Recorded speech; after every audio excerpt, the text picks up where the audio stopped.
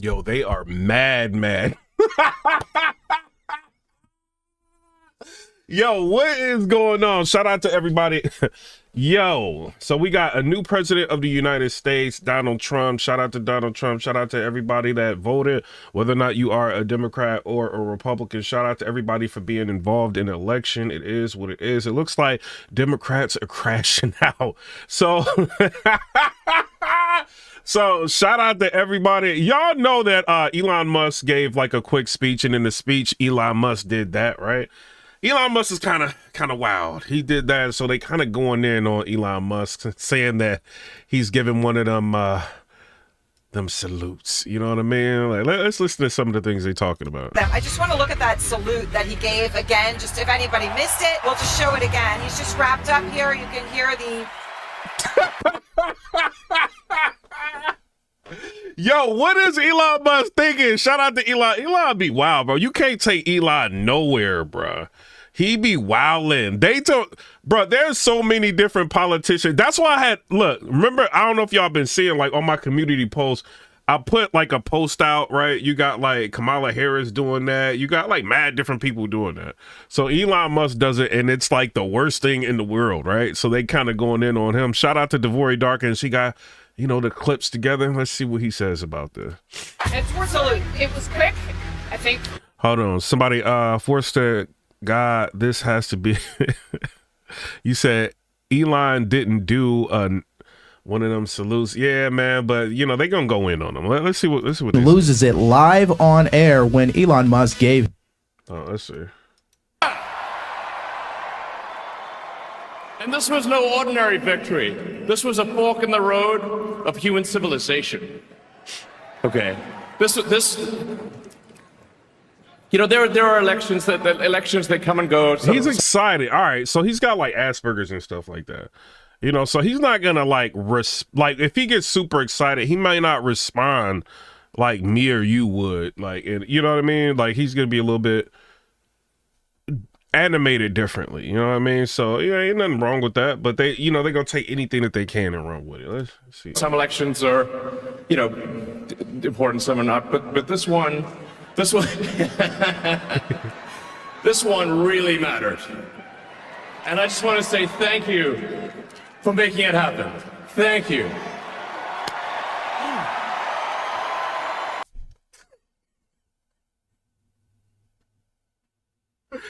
You can't take Elon Musk nowhere, bro. Like this dude is bugged out, bro. Like shout to Elon though, man.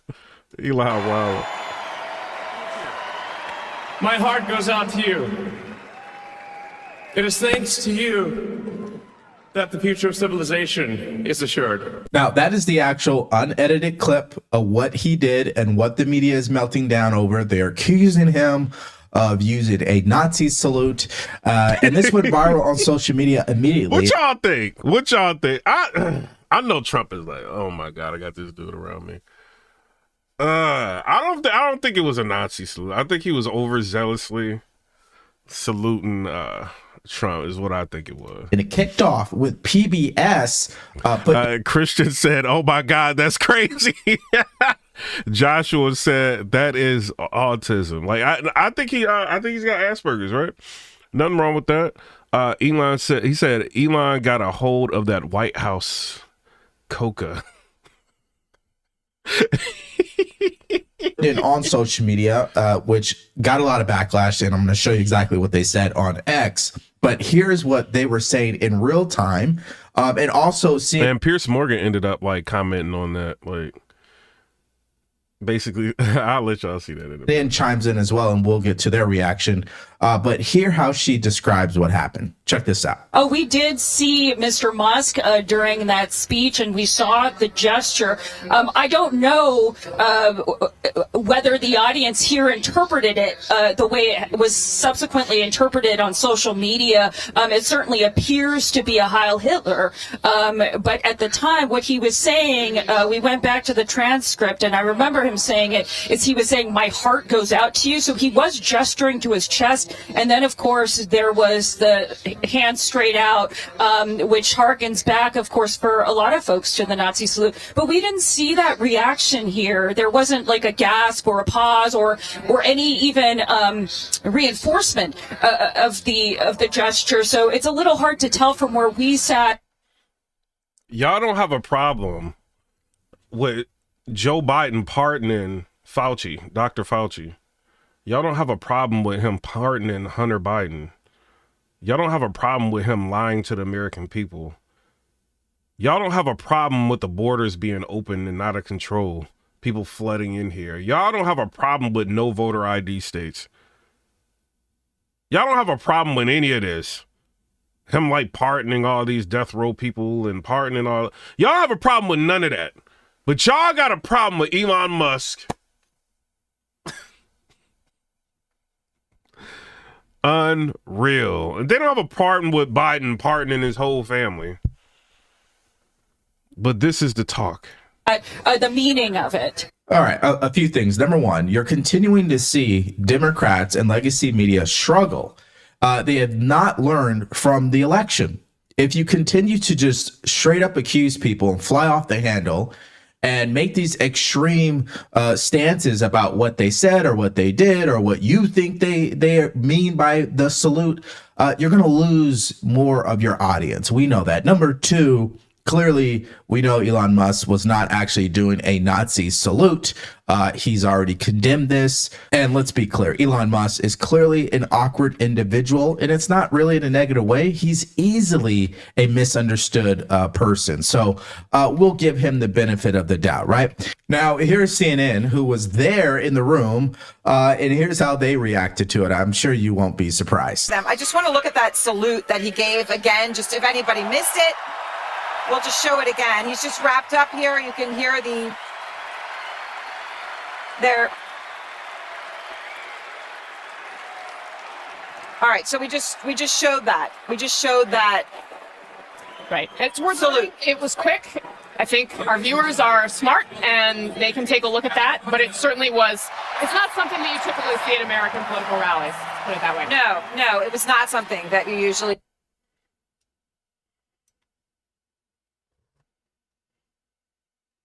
Let's see what Piers Morgan is saying about this. Hold on. Let's see what Piers.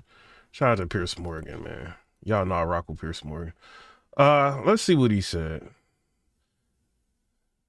Let me go to my profile or whatever.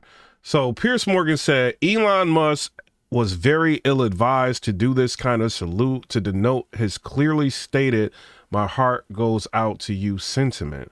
But he obviously didn't mean it as a Nazi salute, and anyone who says he did is being disingenuous. Idiots. You know, so I don't know. Y'all tell me what y'all think. Shout out to Piers Morgan, though. Would see. And it was quick, as you point out. It was very quick, but it was in a moment of intensity for him as he came out dancing, and then he did that. Now, which I'll show you later in this video. The media is going to try to pick all the examples from every dark corner of the internet to prove that this was a Nazi salute, that there are Nazis supporting this. But here's the deal. When you're a public figure and you say or do anything, it's all about somebody's perception, okay? You can skew it how you want to fit your own narrative. We know that. Now, here's the other thing that I find to be interesting. The ADL on X came out and actually defended Elon Musk. And here's their post on X immediately after this entire story went viral. This is a delicate moment. It's a new day, and yet so many are on edge. Our politics are inflamed, and social media only adds to the anxiety.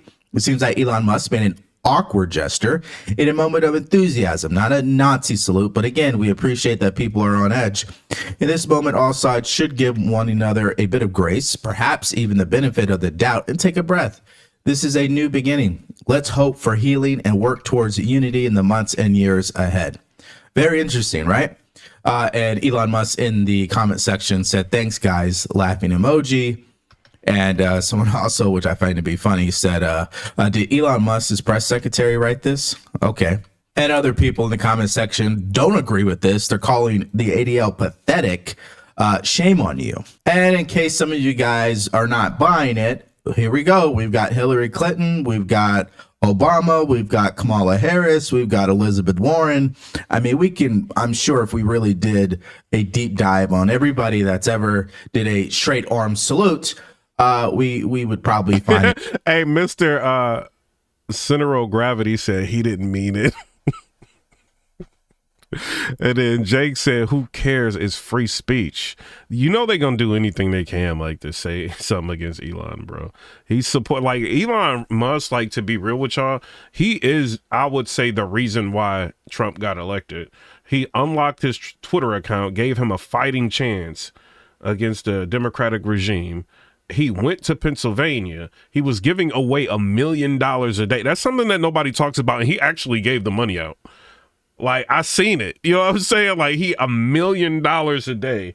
He was giving checks out, you know, trying to bring awareness to Pennsylvania and trying to turn the tide to try to help Donald Trump win these swing states. So I think he played a vital role, you know, and I think part of the reasoning as to why Elon Musk did that, obviously free speech being one. Trump was an advocate for free speech when everybody else was trying to go against social media platforms, silence people. He was like, no, we need more free speech.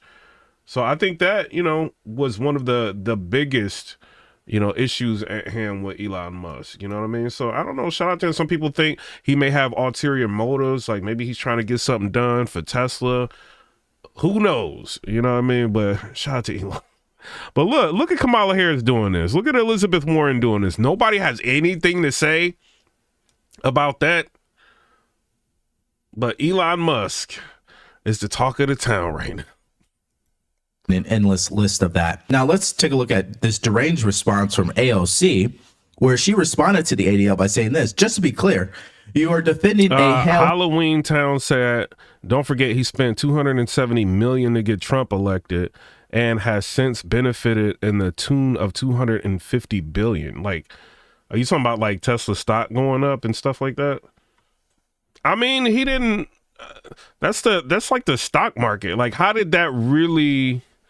Like, Trump didn't make any promises to help him with Tesla.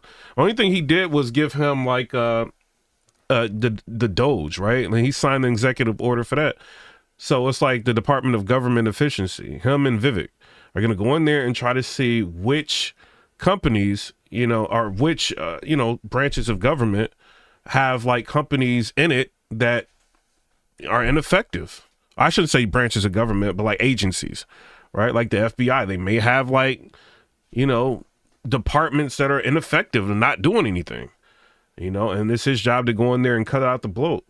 So, but other than that, I mean, yeah, it's going to, as a byproduct, right? You see like the Trump, what is it? The meme coins, right? Like you got the Melanie, like meme coin, all of it. Somebody messaged me about that today. Like, yo, you see the Melanie meme coin, like going up in price. It's like up to like $78 or something. You know what I mean? Like people gonna make money regardless, you know, but I don't know exactly what his intention is. I do know that he wants to go to Mars. He's got SpaceX. He's been getting governmental contracts to launch satellites up into space. He's got reusable rockets.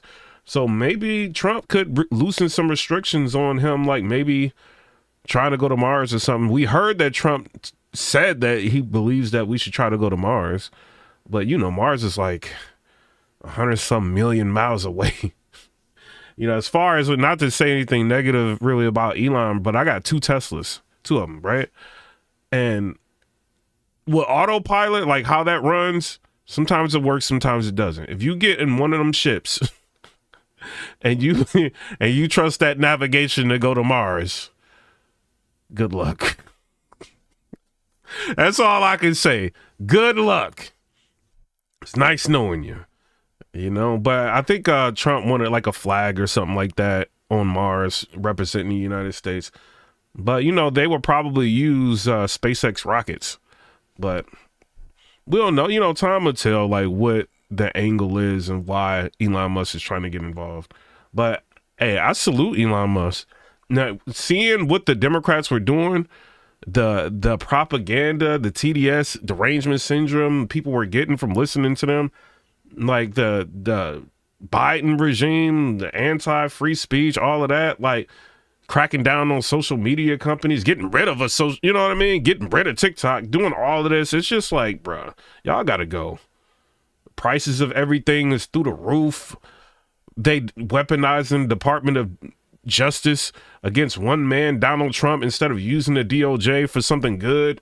Like, that's why Kamala Harris, she got into a situation where when she has to, you know, talk to, Brett Baier, and talk to all of these different people about what the Democratic Party has actually done, she couldn't say anything because they spent all of their time going in on Donald Trump trying to make sure he did not win that election. So, I don't know, man. Hitler's salute that was performed and repeated for emphasis and clarity.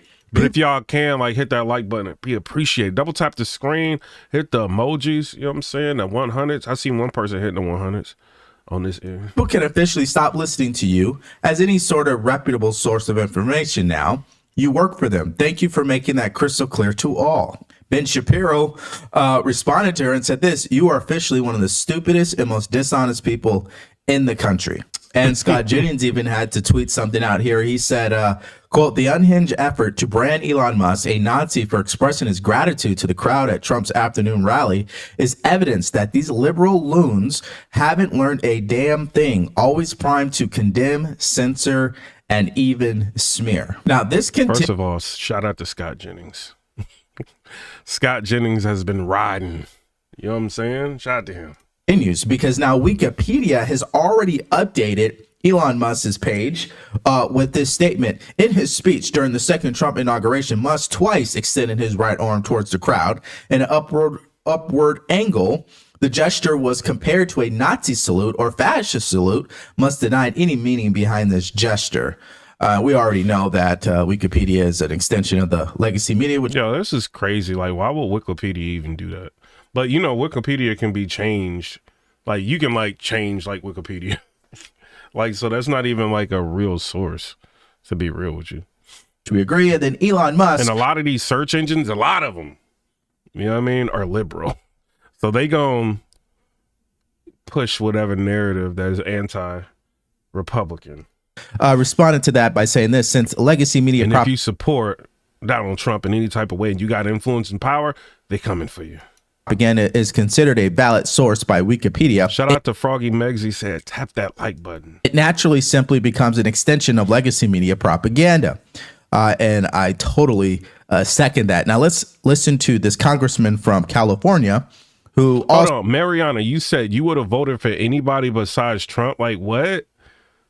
Do you like— see, this is like the Stockholm syndrome that I see a lot of people getting, right? So do you like prices being high? You like wars going on and like these companies to be able to overcharge everybody, saying that because they can't ship to Ukraine or they can't ship to Russia in certain areas, they're losing money. We have to raise prices. And who pays the price raises? Like us.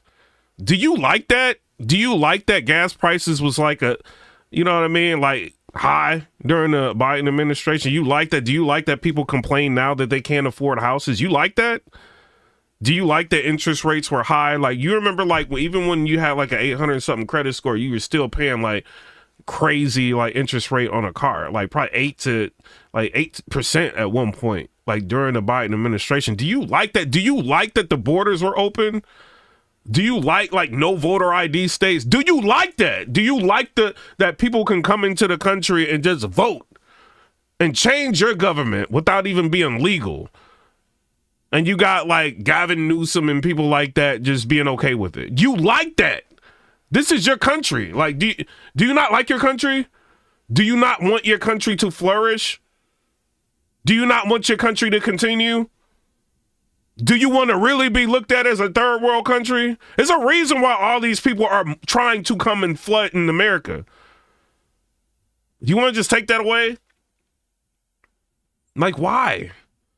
Do you like that Biden just pardoned Dr. Fauci? Do you like that Biden took a year out of your life during that pandemic? You like that? How do y'all like that? Do you not like free speech?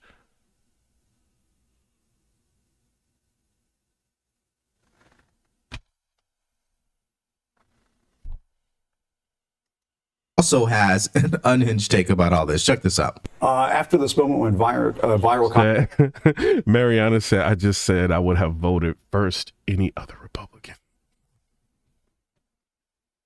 Trump is the one, Mariana. Stop playing. He is the chosen one. Congressman, the Anti-Defamation League released a statement. We can show this, saying in part, it seems. I'm sorry, I just used you to kind of get that message out. I was talking to some Democrats earlier, and they didn't want to hear nothing. Elon Musk made an awkward gesture in a moment of enthusiasm, not a Nazi salute. Of course, if you go on social media, yeah, it's a gesture of enthusiasm. It's not a Nazi salute. There are lots of other people with lots of other opinions, and say this looks very much like a Nazi salute, no matter how they're trying to clean it up. Bro, they are spending a whole day on. Bro, this is crazy. What was your reaction to that? That was a Nazi salute, and he didn't just do it one time.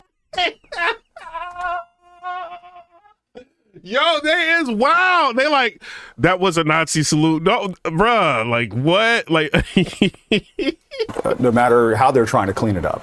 What was your reaction to that? That was a Nazi salute, and he didn't just do it one time. He did it twice for emphasis. And if you talk to anyone, that's historians, folks who actually study the Nazis and study this actual kind of disgusting display, have been very clear that what that was. And he should not just apologize, he should be condemned for those kinds of actions. So he should be condemned.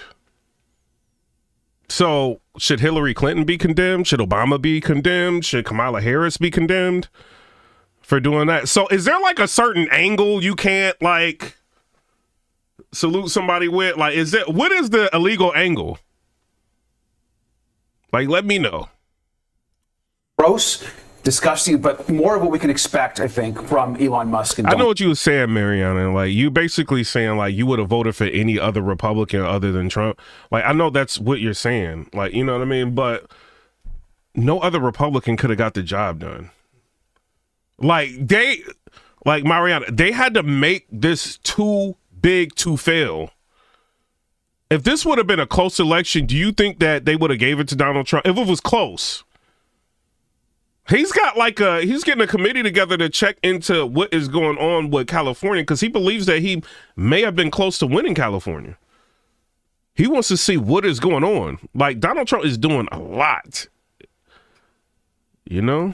Donald Trump. So you could definitely bank on the fact that Democrats are going to treat this like they did with the Fine People hoax, right, from Trump. CS said, be real, that wasn't normal by any means. All right, I agree with Piers Morgan. You know, that was ill-advised if somebody told Elon Musk to do that. I think he was just like, Elon have y'all seen him dance? Like, I don't think Elon really be trying to be crazy. I think he just like slipped.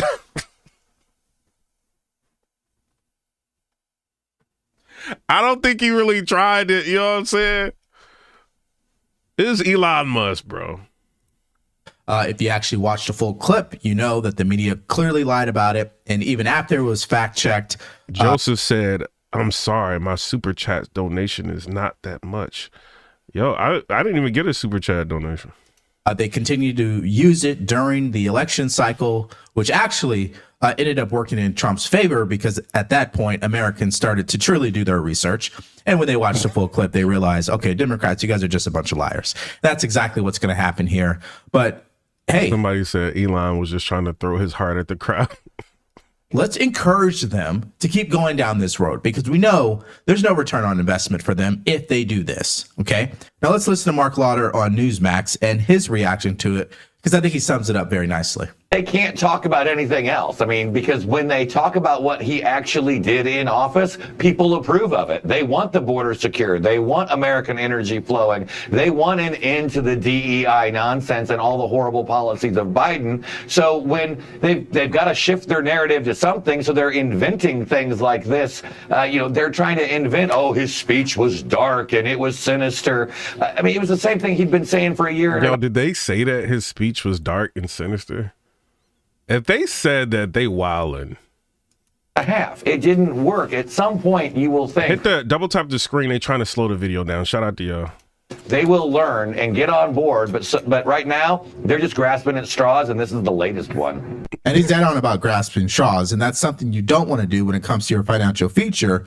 And if you were paying attention to what Trump just did, where he dropped the meme coin, a lot of people obviously made money and a lot of people lost money, which is why I believe in having a substantial percentage of my financial future secured with gold and silver. Yo, as Sego said, I used to draw them symbols on the school textbook in class. Elon, bro, you good. Like, what? It's a smart diversification tactic here, people. That's why I decided to partner with our sponsor. Yeah, I don't even think I haven't even heard like the Jewish community with any outrage. So that's like real interesting right now. Lefties are losing it if you ask me. But let's go to Piers Morgan. They had like a little debate going on. Let's listen. To be up to 2. Y'all know I rock with Piers Morgan. To Jill Biden, the co-host of Verdict with Ted Cruz, Ben Ferguson, the TikTok influencer Harry Sisson, whose job has just been saved by Donald Trump, philosopher and former independent presidential candidate Dr. Cornel West. Well, welcome to all of you. A stellar panel, I'm delighted to say. Dave Rubin, let me start with you.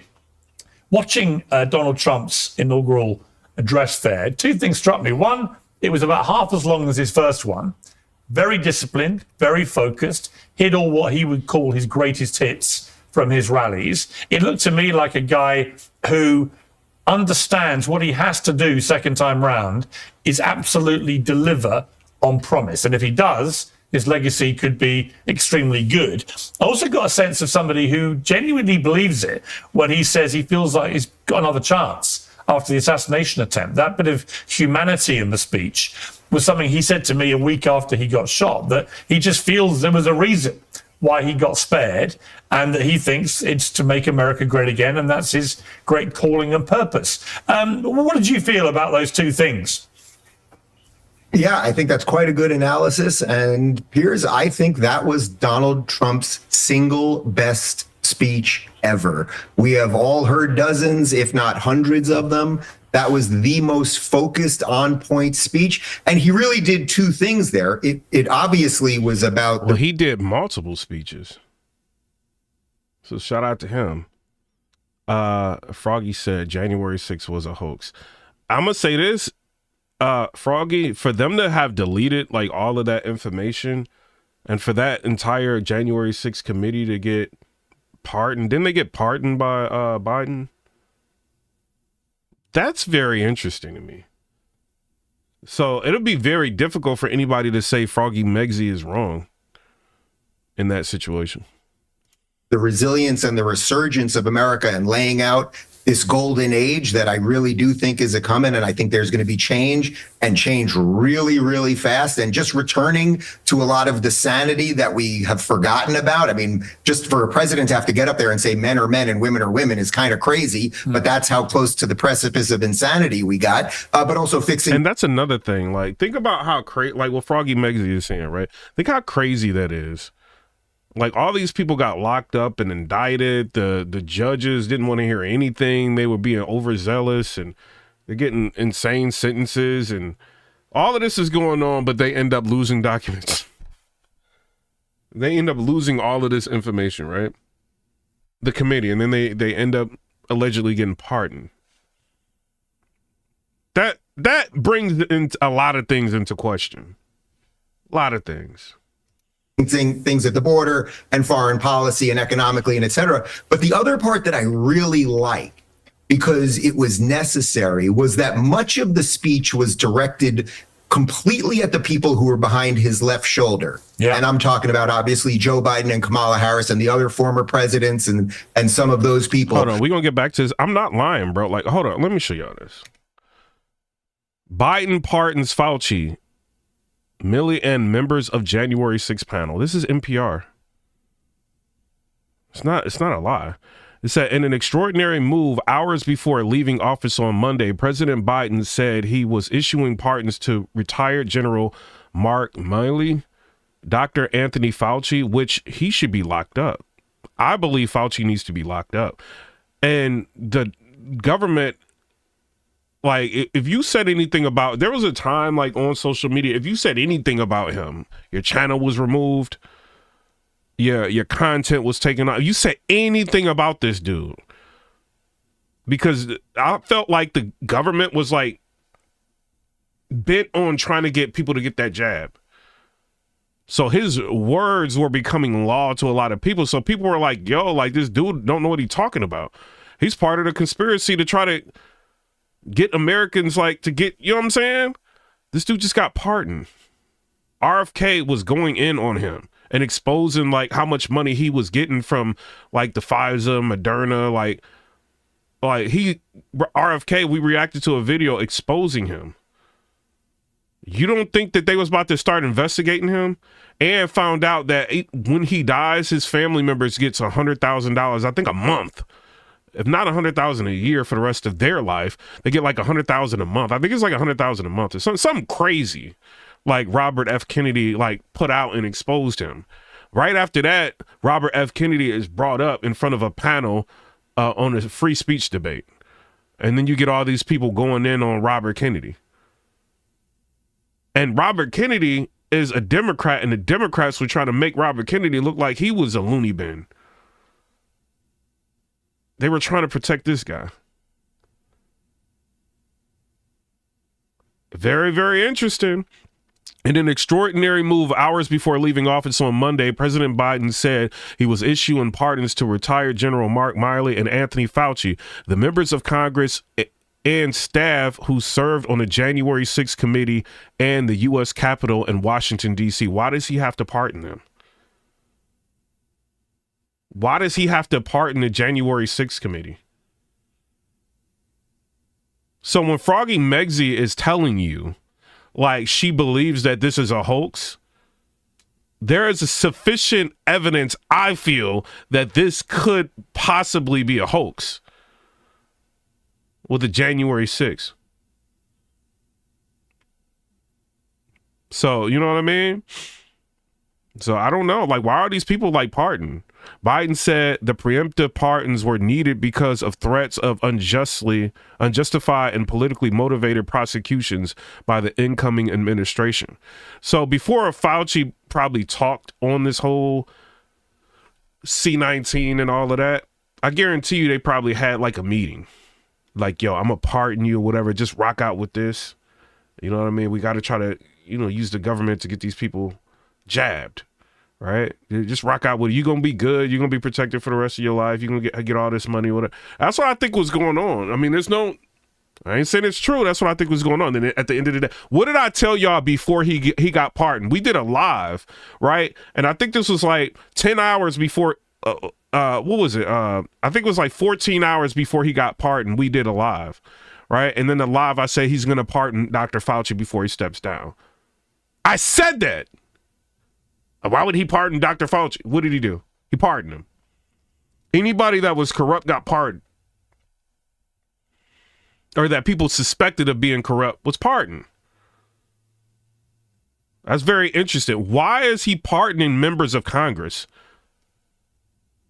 Anthony Fauci, the members of Congress and staff who served on January 6th. Why does it so would the people that was in Congress in on this? Why did members of Congress have to get pardoned? If they're upholding their constitution, you know what I'm saying? Like what they're supposed to do, like upholding like the law of the land and all of that. Why they got to get pardoned? Did they do something wrong?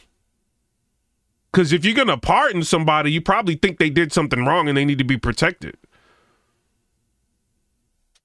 It's something to think. It's something to think about. And they're sitting in our Congress. Interesting, man. Because he basically said, you guys almost handed the keys to the kingdom away. You almost ruined the most precious, beautiful system of governance in the history of the world. And I think it was important to say that this wasn't a speech of retribution, but it was important to acknowledge these guys have messed up an awful lot and their day is over. A new day is. Exactly, Froggy Meggsy. You don't need pardon if you do nothing wrong. And then Hunter Biden did a whole bunch of stuff wrong. They got a lot of them contents from that laptop spread out all over Twitter. He's got an unconditional part that protects him for like 8 or 9 years of whatever he could have did within 8 or 9 years. That is insane. Like Biden is like, when Biden walked into that inauguration like room, I was praying that they would cuff him right there. They didn't do it, but I was like, yo, it's sickening, bro. Here, and Donald Trump is going to be a president for the people. And I also agree with what you said about his newfound, if you want to call it faith, that's just fine. But I think he is on a mission right now, and it's very exciting. I can tell you, being here in DC right now, there are smiles on virtually every face in this city right now. Believe it or not, here in DC. Well, there's no smile on Cornell West face. Cornell, it's a golden age. The future is coming. America's been trampled into the ground by the Democrats, but the savior is here, and all is going to be great. Do you share that optimism? Well, I'm a prisoner of hope, but for those of us who are committed to some deep conception of truth and love and justice, especially for poor and working people, not just here, but around the world, Africa, Gaza, Haiti. Legacy of Martin Luther King Jr. is one of what? Unarmed truth. Donald Trump, he's my brother. I'm a Christian, but he promotes armed lies and unconditional. Another like Democratic bootlicker right here. This guy is like, oh my God, bro. He believes whatever propaganda the left puts out there. This is insane. And you know how many people like in the hood like actually looked up to this dude? And he's a talking piece for the left, leading them in the wrong direction. Like when people get older, they get stuck in their ways. Even logic leaves them. That's one thing I have to like understand. Like as I age, like your mind has to be pliable, right? Like you have to continue to learn and develop. Sometimes you're not right about everything. As corrupt as the left has been, the crime bill, all of this going on, and he wants to say that about Donald Trump is insanity. Donald Trump signed the First Step Act. Why are you so mad at Donald Trump? He's been doing everything he can to try to give like black people a voice. But they're mad because Donald Trump wants a merit-based like United States and not like the DEI and not all that stuff. You know, some people are like mad about that. I get that. But some people were in position that didn't need to be in position because of DEI and things like that. So, it's pluses and minuses with that. People are going to be upset. This guy has continued throughout decades to push the left agenda. It's insanity, bro. Hubris. Where was the focus on poor people? Where was the acknowledgement of the genocide? Where was the acknowledgement of working people, 62% living paycheck to paycheck? But he says prosperity. Yes, we want prosperity. Will it be fairly distributed? We had the oligarchs sitting right next to him. They're speaking into his ear. And Martin Luther King Jr. says, wait a minute, when I died, I was dealing with oligarchs. When I died, I was dealing with increasing deregulated markets that makes it different for working people to gain access to fair wages. So it's a sad day for me, but I smile anyway because I believe in the possibility of human beings. And as a Christian, I pray for Trump, I pray for his family, but I also recognize that he's still the same gangster with neo-fascist sensibilities that he was before, and I'm going to fight him. I love my... How? Like, what does Trump do that's like... And, the funny thing about him, like, Trump is like one of the most liberal conservatives out. Like, you don't remember, like, wasn't Trump a Democrat before? He did all things Democratic. He became, conservative, whatever, and then he ended up running for president. But the reason why people like him is because he can identify with the struggle. Yes, he's Donald Trump, he's rich or whatever, but, like, he knows how to, when he speaks for everybody. Unlike these other people that just like, look what Joe Biden did, right? So North Carolina went through that hurricane. He didn't even he barely did a speech about it. Like until like people got on to him like, yo, you ain't gonna talk about this? North Carolina going through this hurricane. Like He didn't say nothing. As soon as them rich people in the Palisades, homes got burned down, here comes Joe Biden. Oh, federal government gonna help them. So when y'all talk about like helping the poor or people that may be in dire straits, I'm not sure if Joe Biden is the one. I heard Donald Trump say way more things about North Carolina than I heard Joe Biden. My enemies, but I'll be fighting him every fiber of my being. Would you say that it's the behavior of a gangster, Cornell, to give preemptive pardons to all your family and your mates and bingo? Yeah, I mean, I'm just going, Piers. Would you say that it's gangster to give preemptive pardons to all of your family? Yeah, answer that.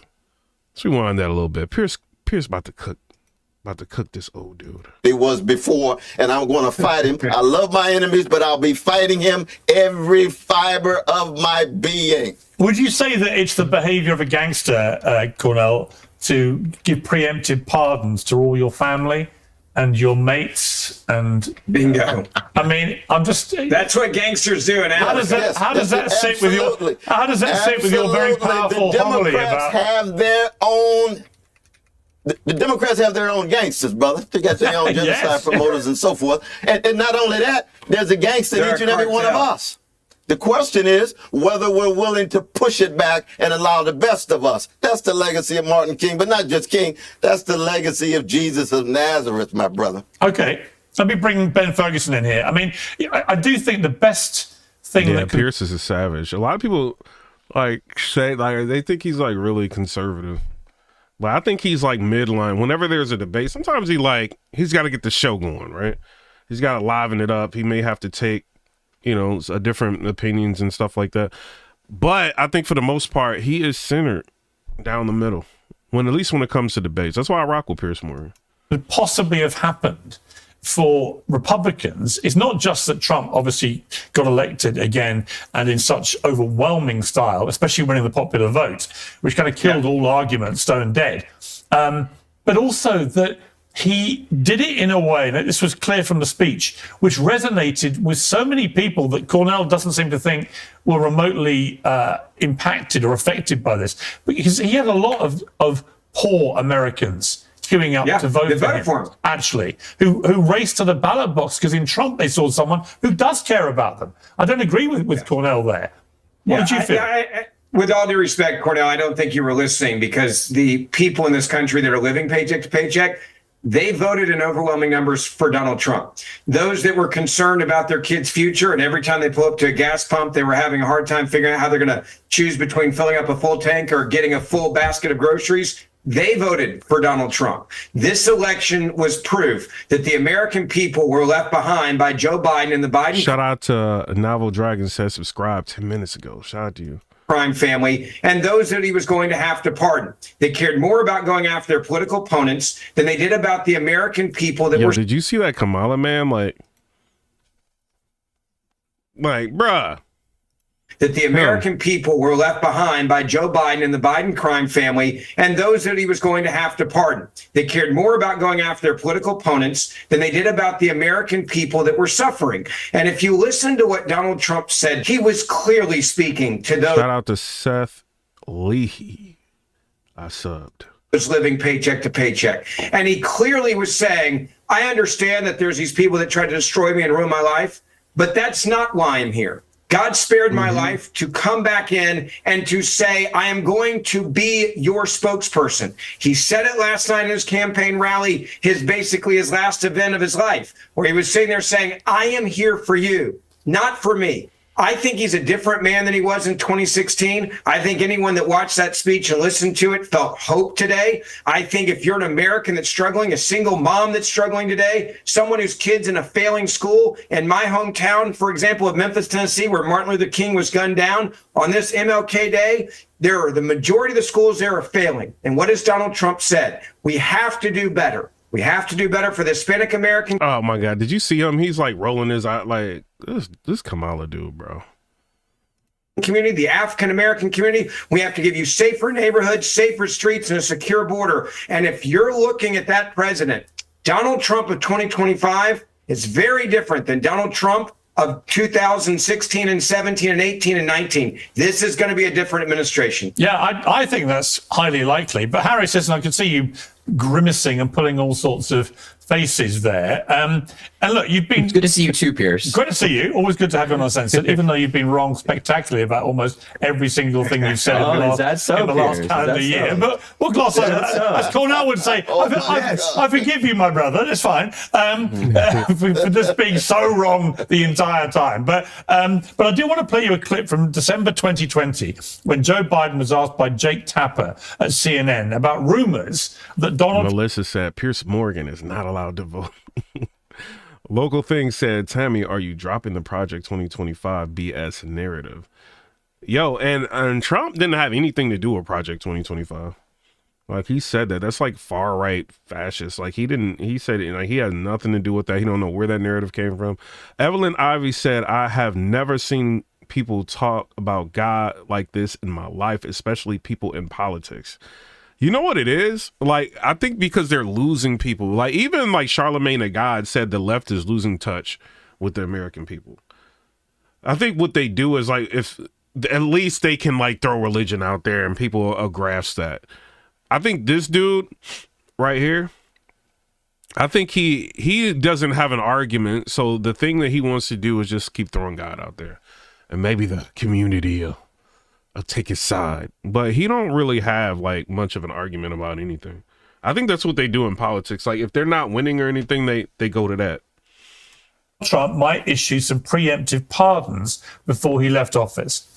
President Trump is reportedly considering a wave of preemptive pardons. Does this concern you? All these preemptive pardons? Well, it concerns me in terms of what kind of precedent sets and how the rest of the world looks at us as a nation of laws and justice. You're not going to see. But you know, it's a difference with Trump saying it, right? Because Trump can give you a whole history lesson, right? And he has a lot of substance with his speeches, right? And he can speak off the cuff, all of that, and he ends up giving recognition to religion and whatever. So it's not just like he'll argue and have all of his moments and like justify his reasoning for everything and like throw religion. So it's different. Like, these guys have no argument. Like, this guy's literally sitting on Piers Morgan to debate and he has no argument. Nothing is making sense. He wants to like kind of, you know, like put out there like, oh, Trump may be gangster, right? But, you know, Piers Morgan had to cut him like, well, hold on. Don't you think it's gangster, like, pardon your whole family? Like, you know what I mean? He had to like, come on, bro, you don't really have an argument at all. We all love Jesus. Like, that's what they do. Our administration, that kind of approach to pardons. Nor are you going to see in our administration the approach to making policy by tweets. Mariana, if you join the membership, you have to do it from your computer, or you could like super chat. No, it's just going to be a totally different way in which we approach the justice system. Harry, here's your chance to redeem yourself by just conceding that when Joe Biden said that, he was telling an absolute blatant lie, because he's now done preemptive pardons for just about anybody he can think of. Do you accept that your main weapon against Trump has always been his alleged lack of veracity, as you put it? Do you accept now that that's gone? Because actually, Biden himself just told endless porkies about stuff like preemptive pardons. It's interesting, Piers, that you're arguing for the view that somebody's opinion on something can't change if circumstances change. So when President Biden made that claim, there was no threat toward Donald Trump or his family. And look at these guys, these losers laughing over here. But with Donald Trump appointing Kash Patel... oh, come on. Not the ad hominem attacks, bro. It was loser laughing over here. Come on, bro. Be mature. With your little $2 headphones. Be mature, bro. If circumstances change. So when President Biden made that claim, there was no threat toward Donald Trump or his family. And look at these guys, these losers laughing over here. But with Donald Trump appointing Kash Patel to the FBI, who said he wants to go, excuse me, be quiet. wanting to appoint Kash Patel to the FBI, who said he wants to go after his political opponents. Donald Trump, who said he wants to appoint a special counsel to go after Biden's family. Kash Patel has a list of people that he wants to go after and prosecute. So you're asking me, wait, why did Biden do this? Why did he pardon his family? Maybe because the Trump DOJ and Trump's administration is promising to come after them. I'm perfectly fine with Joe Biden doing that, given the unjust attacks that they've suffered for the past 4 years as the Biden family. And I also just want to finish with one thing. I don't know why losers like Dave Rubin are up here, because 4 years ago. That's what they do. That's what the left does, bro. They just ad hominem attack your character, call you a loser, do all of this. That's what they do. Like, why? Come on, man. He said if Biden serves a full term, he'll retire. So I wonder why Dave Rubin hasn't retired yet, when he said 4 years ago he'd do so if Biden served a full term. So go along, David, and hush, get out of here. Hush, Hobbit, for just a moment.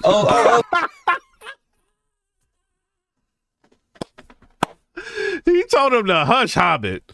Marcus Chapman, what's up, bro? Yeah, look at Dave Rubin doubling down on being wrong and lying. I thought you were retiring, Dave. What happened? I said that in 2019 to illustrate the point back in 2019 that everyone knew, but mainstream media was hiding, which was that he was mentally compromised 5 years ago. So you lied. He has not. Thank you for admitting that you lied about retiring. I'm if glad. you think he's really been president or making the decisions, Harry, you've been wrong about everything. It's not even worth addressing you. But let me, if I can make a point about the oligarch, talking to liars like you who say you're going to retire and then you don't. All right. If I can make a point about referencing what Cornell said about the oligarchs, it's I think a little bit of low resolution thinking to look at the people standing behind Donald Trump and say, oh, they're oligarchs. These are job creators. Elon Musk and Jeff Bezos and some of those other people. And now that's another thing. We're going to let him finish. Like, a lot of people don't like, oh, Jeff Bezos and Elon Musk. Bro, they're job creators. Like, do you want, all of these billionaires and millionaires are creating companies that are giving people jobs so they can pay their bills? Do you want them not to exist?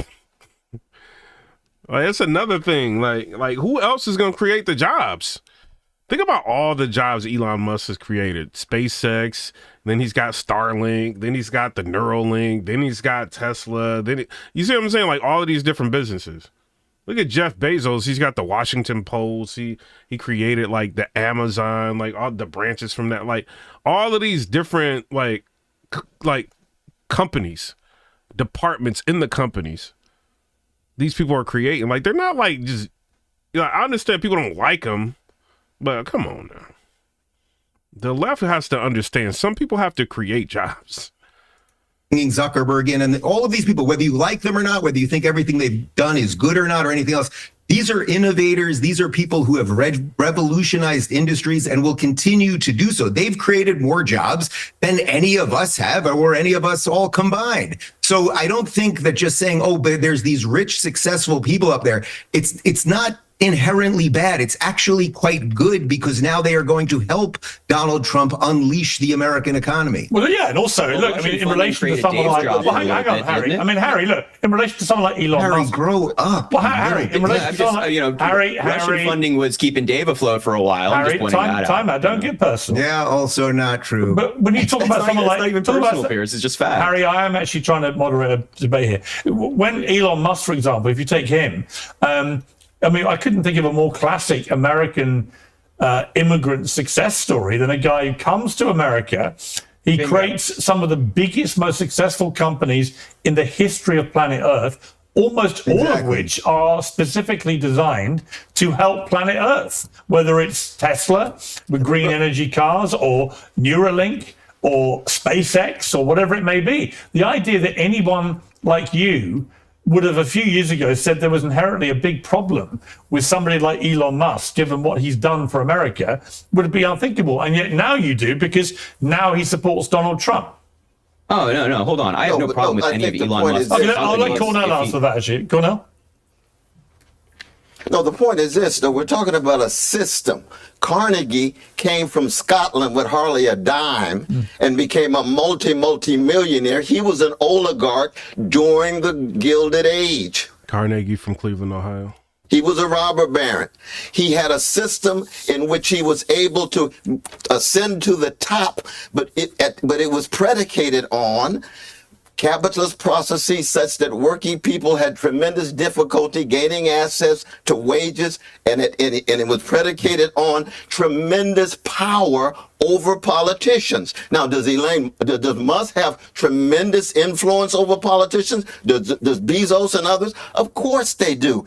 And what's interesting about this is, I'm from Cleveland, Ohio, right? The Carnegie thing. They got so many things named after Carnegie. There's ridiculous. if Brother Trump had lost, he would have said the system is rigged. Both of the candidates with gangster elements in both parties were tied to billions of dollars. 90 million fellow Americans decided what? Not to vote at all. So I'm not denying that working class Americans would vote for Trump, because if the only alternative is a milquetoast Biden, then what other choice do you have?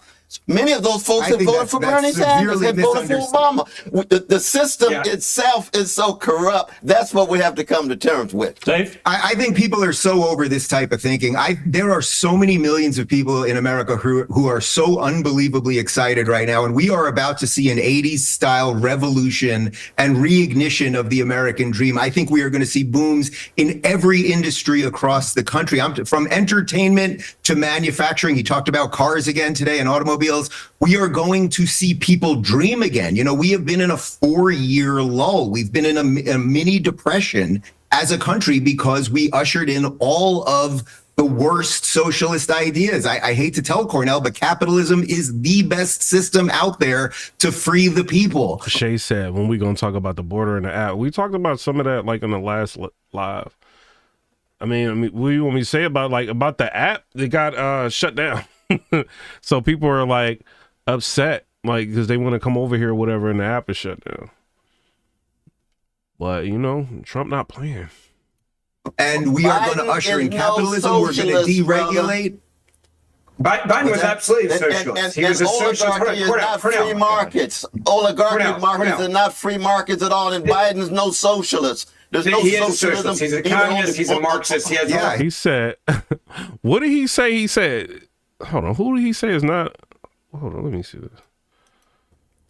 Biden was absolutely a socialist. He was a socialist. Oligarchy is not free markets. Oligarchic markets are not free markets at all. And Biden's no socialist. Biden is a socialist. What is he talking about?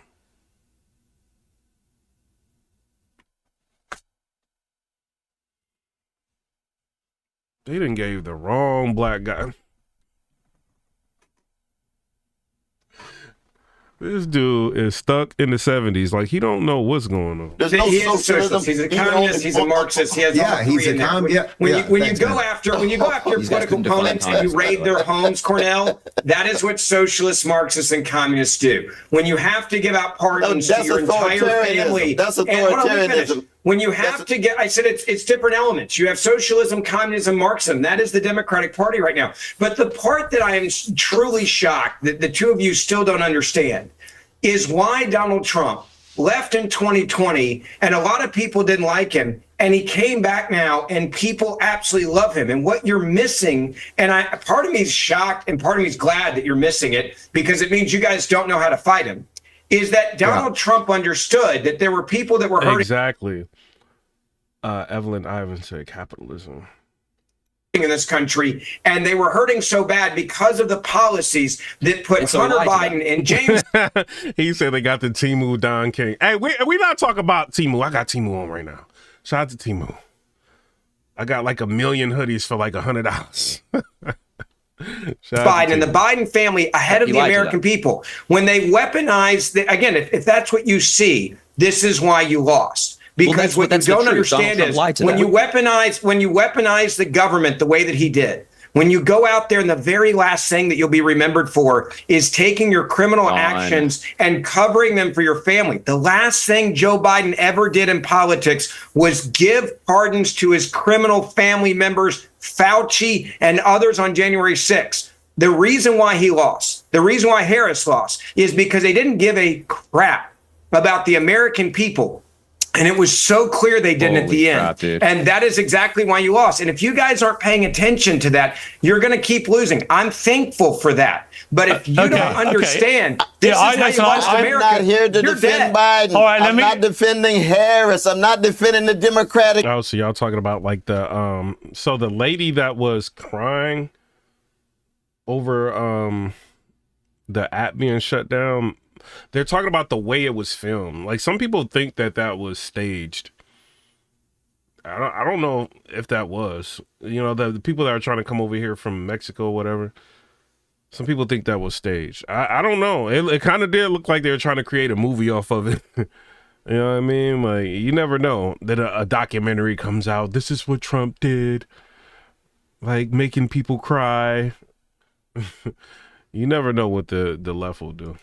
Party. I agree with elements of what you said. I just told you that one of the reasons why Trump won is because he poses as if he's a kind of populist because of the milquetoast neoliberal Democratic Party that didn't speak to working people, didn't speak to poor people, wars around the world, genocide in Gaza. I'm not a defender of it.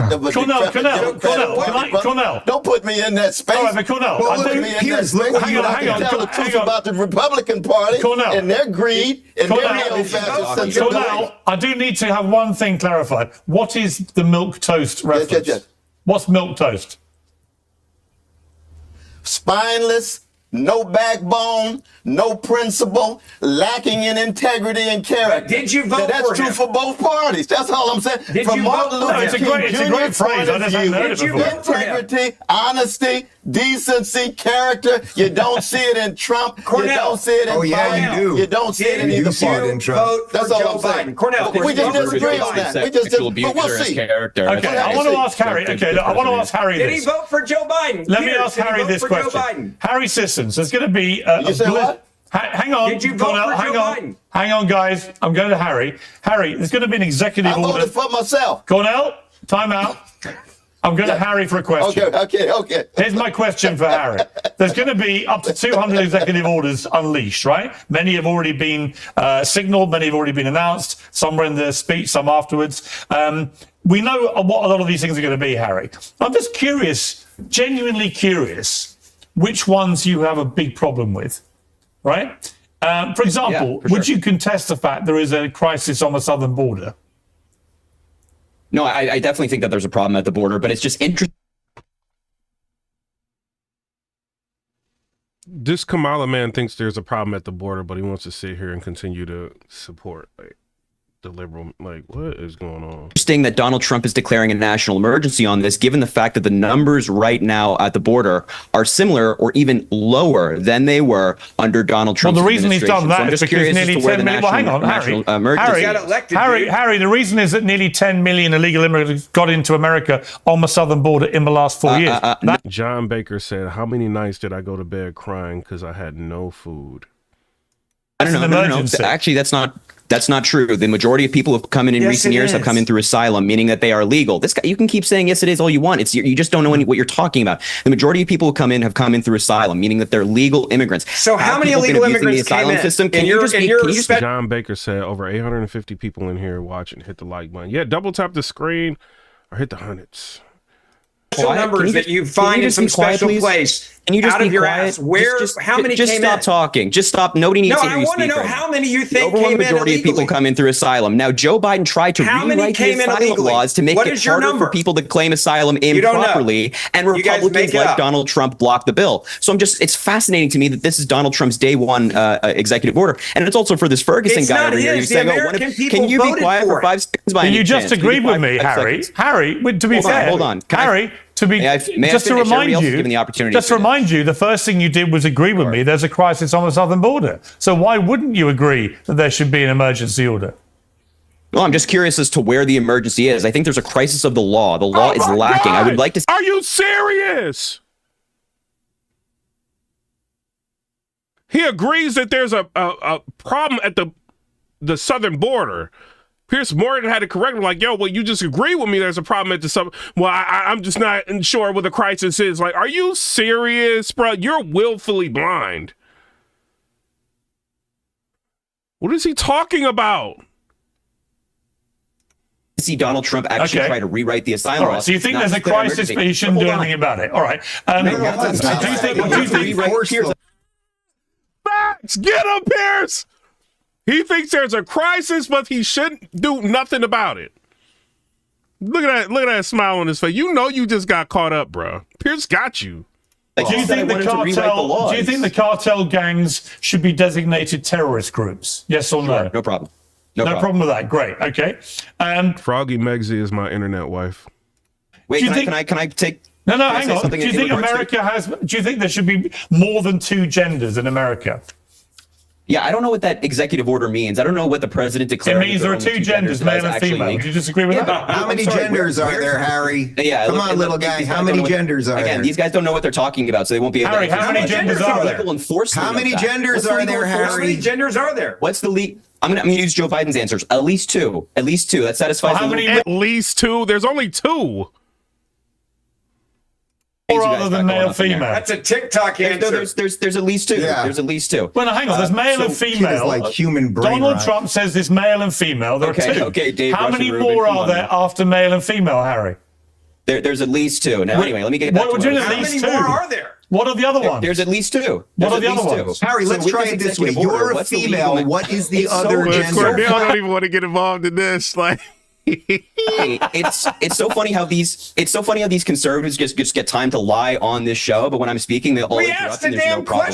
You've just been asked a very simple question, Harry. Conversation with Piers, not you, Mr. Combe. Relax, Harry, you simply got asked if there are at least 2 genders. How many more are there than male and female? Piers, you asked me about Donald Trump's executive order. I'm trying to explain how legally it makes absolutely no sense and it's going to get sued in court. Then we go into culture wars with Dave Rubin, this Ferguson guy, asking how many genders are there. No, I'm trying to answer your question. They're screaming their faces off. It doesn't fucking matter. I'm asking you. Oh God, this child. I'm asking you, Harry. How many genders are there? Answering your question, Harry. Piers, I've answered your question. Harry, how many genders are there? 2. Yo, you said, "Oh my God, this child." Yo, what? I'm asking you. Fucking matter. I'm asking you. Oh God, this child. I'm asking you, Harry. How many genders are there? Answering your question, Harry. Piers, I've answered your question. Harry, how many genders are there? 2. There are at least 2. 2 or at least 2? 100. Hang on, Ben. Hang on, Ben. I've got More this. or less than 100. Can I answer the question? Yes, Cornell. Answer the question. Can I answer the question, Yes. Brother Harry? Because Brother Harry trying to hold help on. him out, Cornell. That according to Shakespeare, all of us are androgynous. There are men and there are women. There are different sides of human beings, all made in the image of a God that has a dignity and a sanctity. And if you're going to try to start demonizing precious trans folk, then I'm going to be fighting. But it's not. But okay, Cornell, I agree with them. Be fighting. He put on his hat. I agree with them.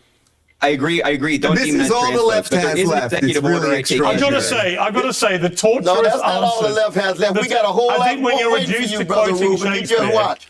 Cornell, when you're reduced to quoting Shakespeare about gender. It's going to be humanistic across the Look at this board. cult member out there with so many MAGA hats. Take them off your head, weak. buddy. It's weird. I'm Take just them off showing your why head. we won, bro. Nobody's demonizing the question how many for genders there girls are. playing girls and Winning girls at the sports. moment doesn't mean that you're right, brother. Just because you won at the Dave, moment how many doesn't mean trans that you're athletes right. are in college you know sports? that. You know that from Hey, Dave Rubin, how many trans athletes are in college sports? Does anybody know? If there's one biological male beating a girl in a sport, Yeah, it's look one at this. too This many. guy has absolutely no idea what he's talking about. Now, can we get back to the executive orders I disagree with by any chance? Yeah, sure. But what about that one, about the 2 genders? Yeah.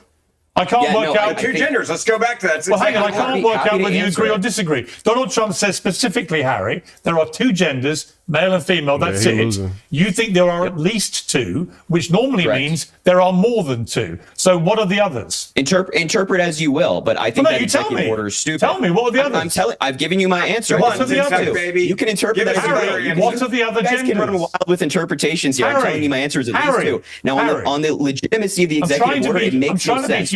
Bro, he not even like, he won't even listen. Piers Morgan said, "I'm trying to be humane."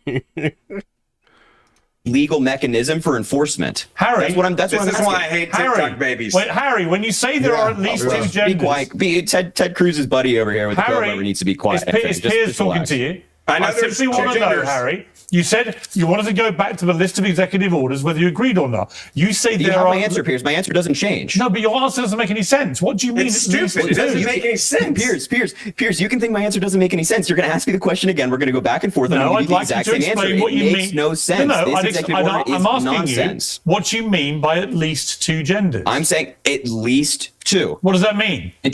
At least there are. What do you? What's the? I'm not sure what you're confused about. Does that mean there are more than 2, or there are 2? There's at a minimum 2. This is exactly why the Democrats on these issues got themselves into so much difficulty. You guys are such because they literally cannot explain what they're talking about. Trump is a convicted.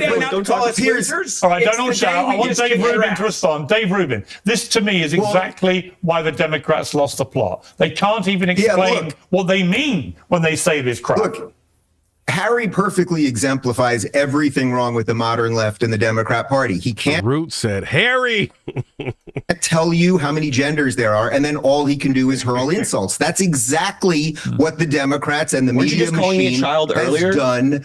For you are a child. Is the hypocrisy not astounding? How old are you? Is the hypocrisy not astounding? Do you feel no shame when you say something like that? Is the hypocrisy not absolutely astounding, Dave? Be quiet. Get a job, kid. Listen. This is exactly this right now. You're doing it right now, Dave. And another thing is, which is crazy, it's like the Democratic Party tried to ban TikTok. This dude's a TikToker. And he's sitting up here advocating for the Democrats. And that's where he gets his bread and butter. It's just mind-blowing to me, watching this.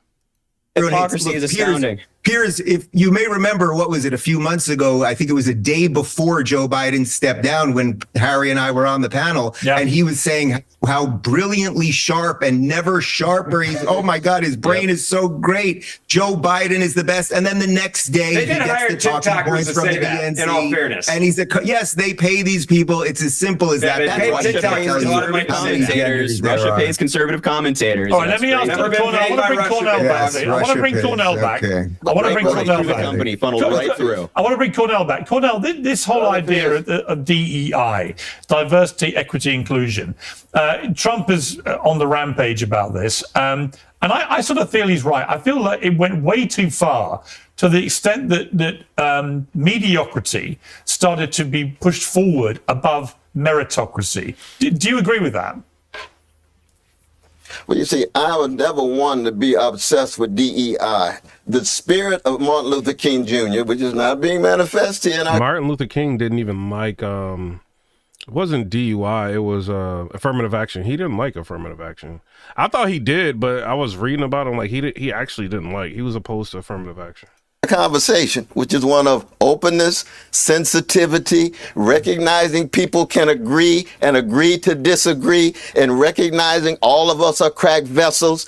And DEI began because of the vicious legacy of white supremacy in America, where you had 100 years of black people enslaved and another 100 years of Jim and Jane Crow. Now, does everybody on this screen agree that slavery and Jim Crow are... But it's like certain things that Martin Luther King believed is kind of in line with some of the things that was in affirmative action. So it's like it's a tricky situation. Evil?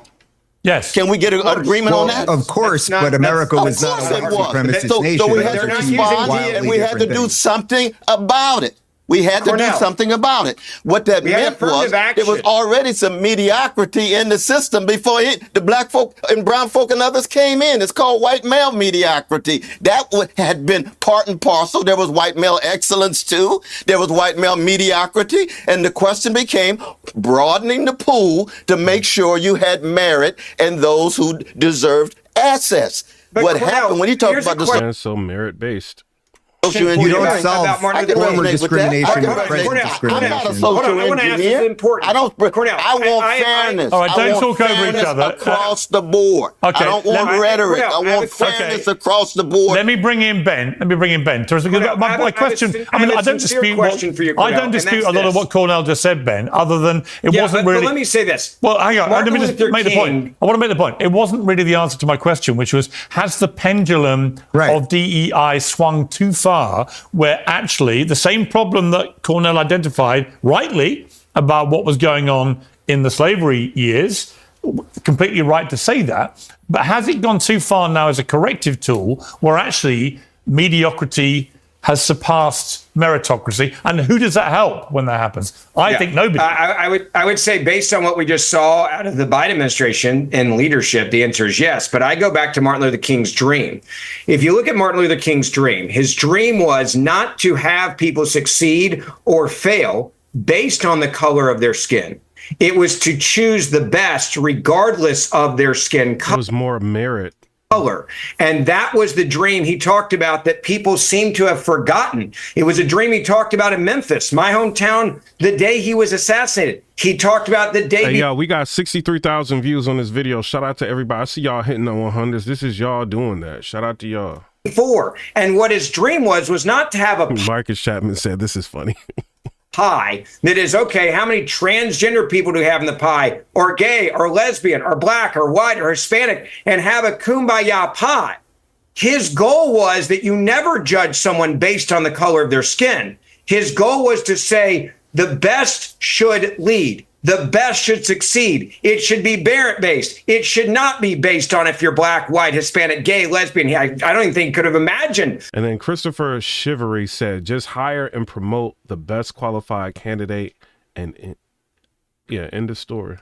Transgenderism the way we have it now. And that is what you're missing here, is that what Donald Trump is saying is, give me the best and the brightest. Don't give me some kumbaya pie that is a mandate for 17 transgendered and 17 gay and 17 straight and 17 black and 17 white and make up 100 people. He's saying, give me the best and the brightest, regardless of any of that. That was Martin Luther King's dream that he had for this country. And when you do DEI, the way that the left has done it, you're saying, no, we only want these certain things first and foremost, and everyone else shut up and sit down. That is not the American dream that Martin Luther King had. Yeah, I mean, Harry Sissons, how can you disagree with that in all good conscience?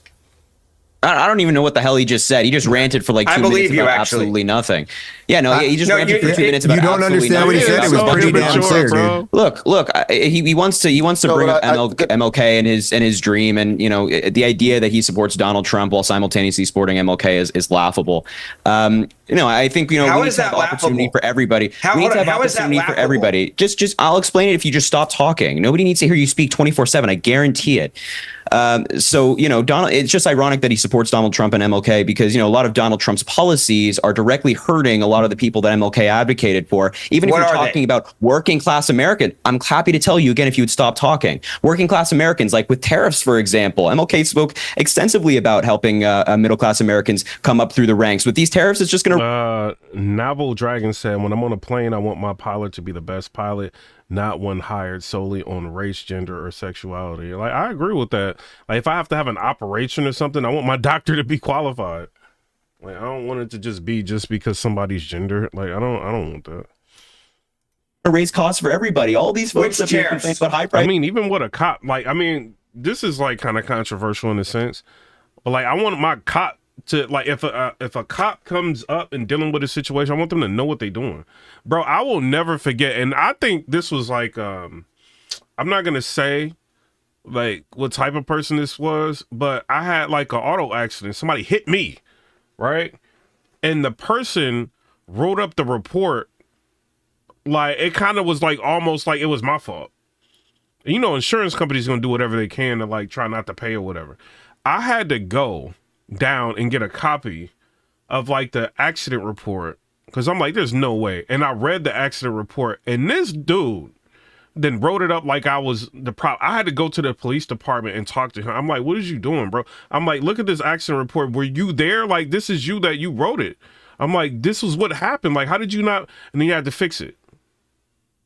And I think this was an affirmative action cop. I think he just didn't want to do the job. You know what I'm saying? So like, but by him not writing the report right, like I had to deal with, like, it took me like a week to get this situation straightened out so I can get money, so I can get another car and like all of that situation.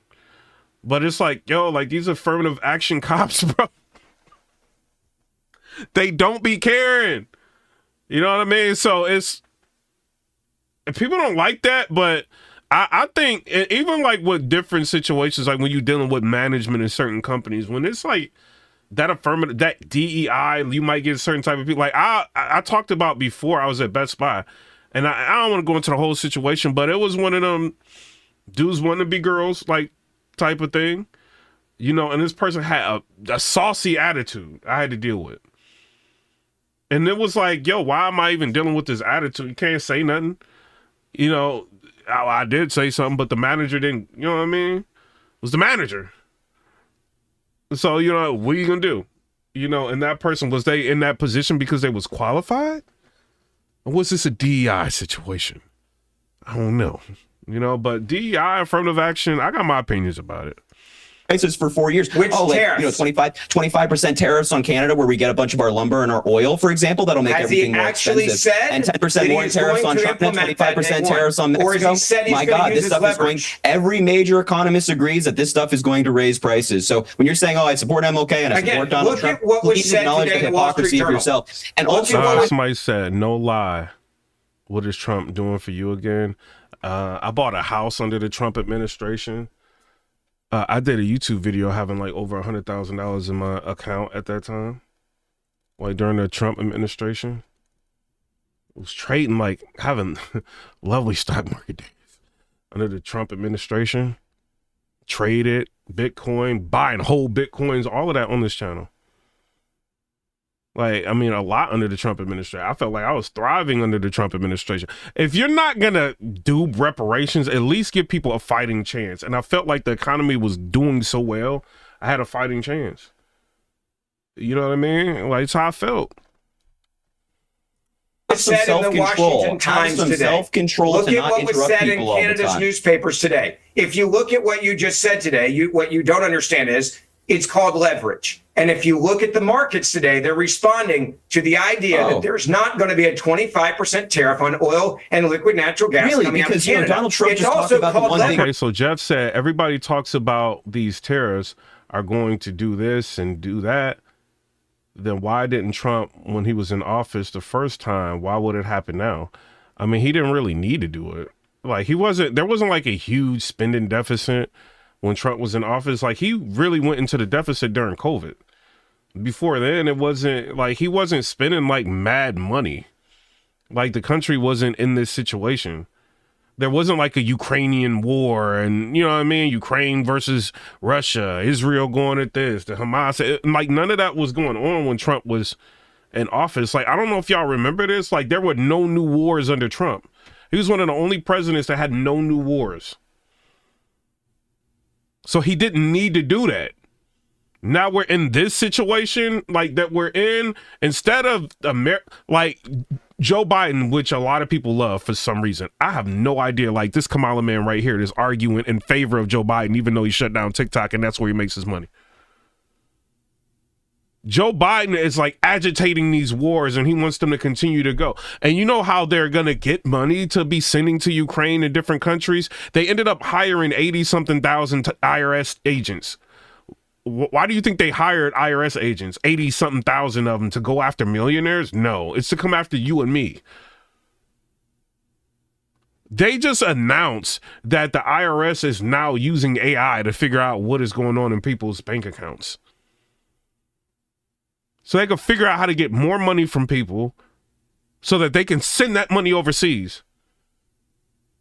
Trump don't want to be getting money from y'all or us. He wants to do tariffs and collect the money that way. He also wants people that are involved in the United Nations to pay something. Why are we policing the world, helping y'all with our military, and we got to pay $200 billion more than everybody else? And sending aid and doing all of this. That's what he's talking about. He's like, no, we're going to start taxing these other countries. That's what's going down. They need us. And he's making it clear. He didn't have to do tariffs when he was president because we were thriving. The borders were secure. It's a different climate now. He has to get creative because Biden messed up our economy. Big Wave Dave with the $2 donation. Piperboy William, what's up, brother? Shout out to you. Bill he wants to pass when he gets into president before he took office, and he said that tariffs were included in that. Shout out to Liza A. Said Piperboy, amen, I agree. You just described. Oh, so wait, is Donald Trump lying? Wait, is Donald Trump lying?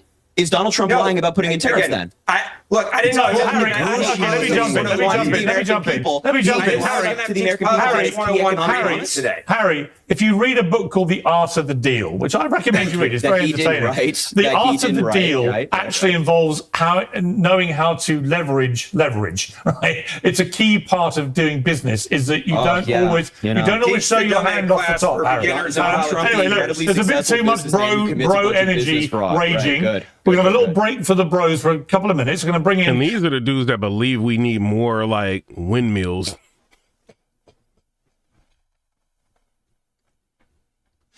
Like, you know, like the windmill companies, they build these huge, inefficient windmill electric generators, right? That you can get a little bit of energy from. But then they sell this to the government, right? So then, like, in order to get them fixed, you have to pay astronomical amounts of money for them to go all the way up there and fix the windmill. So if the government chooses not to pay all that money to get the windmills fixed, they just sit there. These big, huge, like, you know what I mean? Steel structures just sit there, not moving. And this dude is, like, in support of stuff like that. It's like they don't, like, these dudes do not know what is Emily Maitlis from the Newscasters podcast, because the president's relationship with the traditional media, the enemy of the people, as he sometimes puts it, already appears to be changing. Major networks are notably shifting from dictator to diplomacy. What's up, Justin? Emily, I suspect, might not be so easily won over, and joins me now. We got exactly. Brute HT, he said no tariffs if they make the products in America. That is another thing which I think a lot of these presidents have always said, okay, we want to bring manufacturing back to America. How are you going to do that if you're rolling over and, you know, allowing countries to do whatever they want to the United States, but we're policing them and we're like providing them with our military aid or something go down? Like, no, we're going to be, hey, you mess up, you're not doing what we want you to do, we going to hit you with a tariff. We going to collect money that way.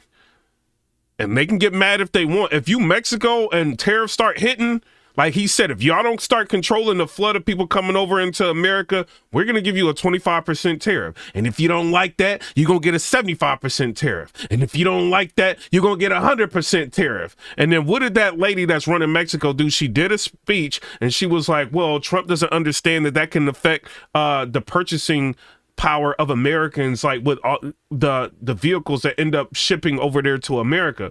We don't care about that. We got other companies we can buy from. What that's going to do is put pressure on these automotive companies. If they want to stay competitive, they're going to have to pull their companies out of Mexico and bring them into the United States.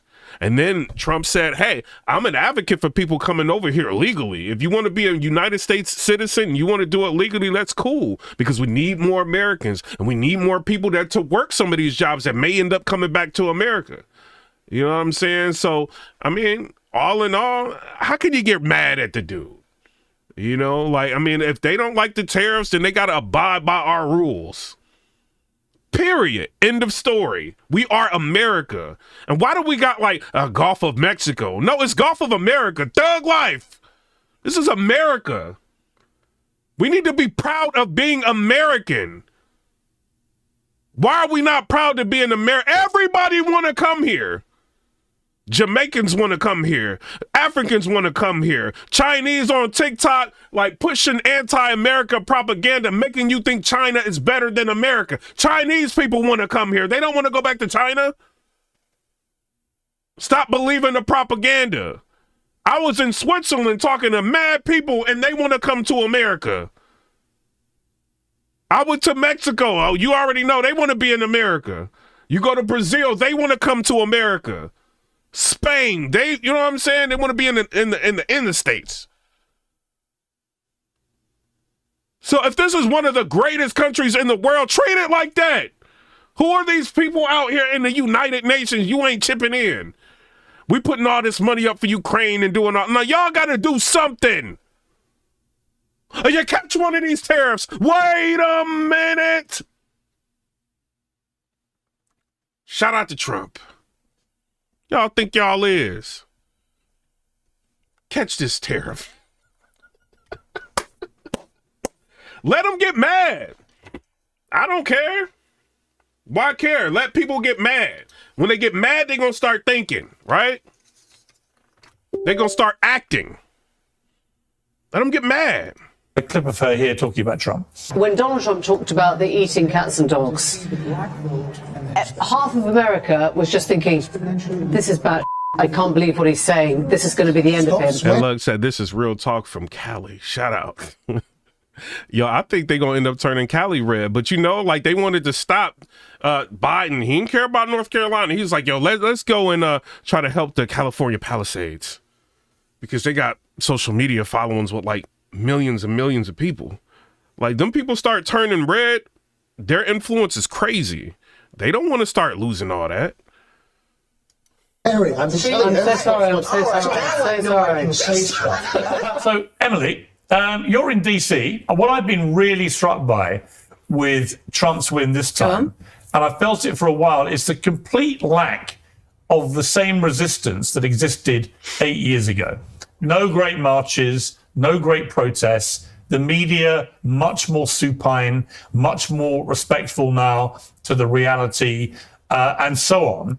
Which I suspect in terms. And yeah, they're much more respectful to the reality now, because remember when MSNBC, they started to lose viewership like during the election because people were seeing how biased they were. They're like, no, like y'all, like Biden administration is not as cracked up as y'all making it, cracked up to be. This is a terrible administration. Like we're struggling, we're hurting. Food prices are crazy.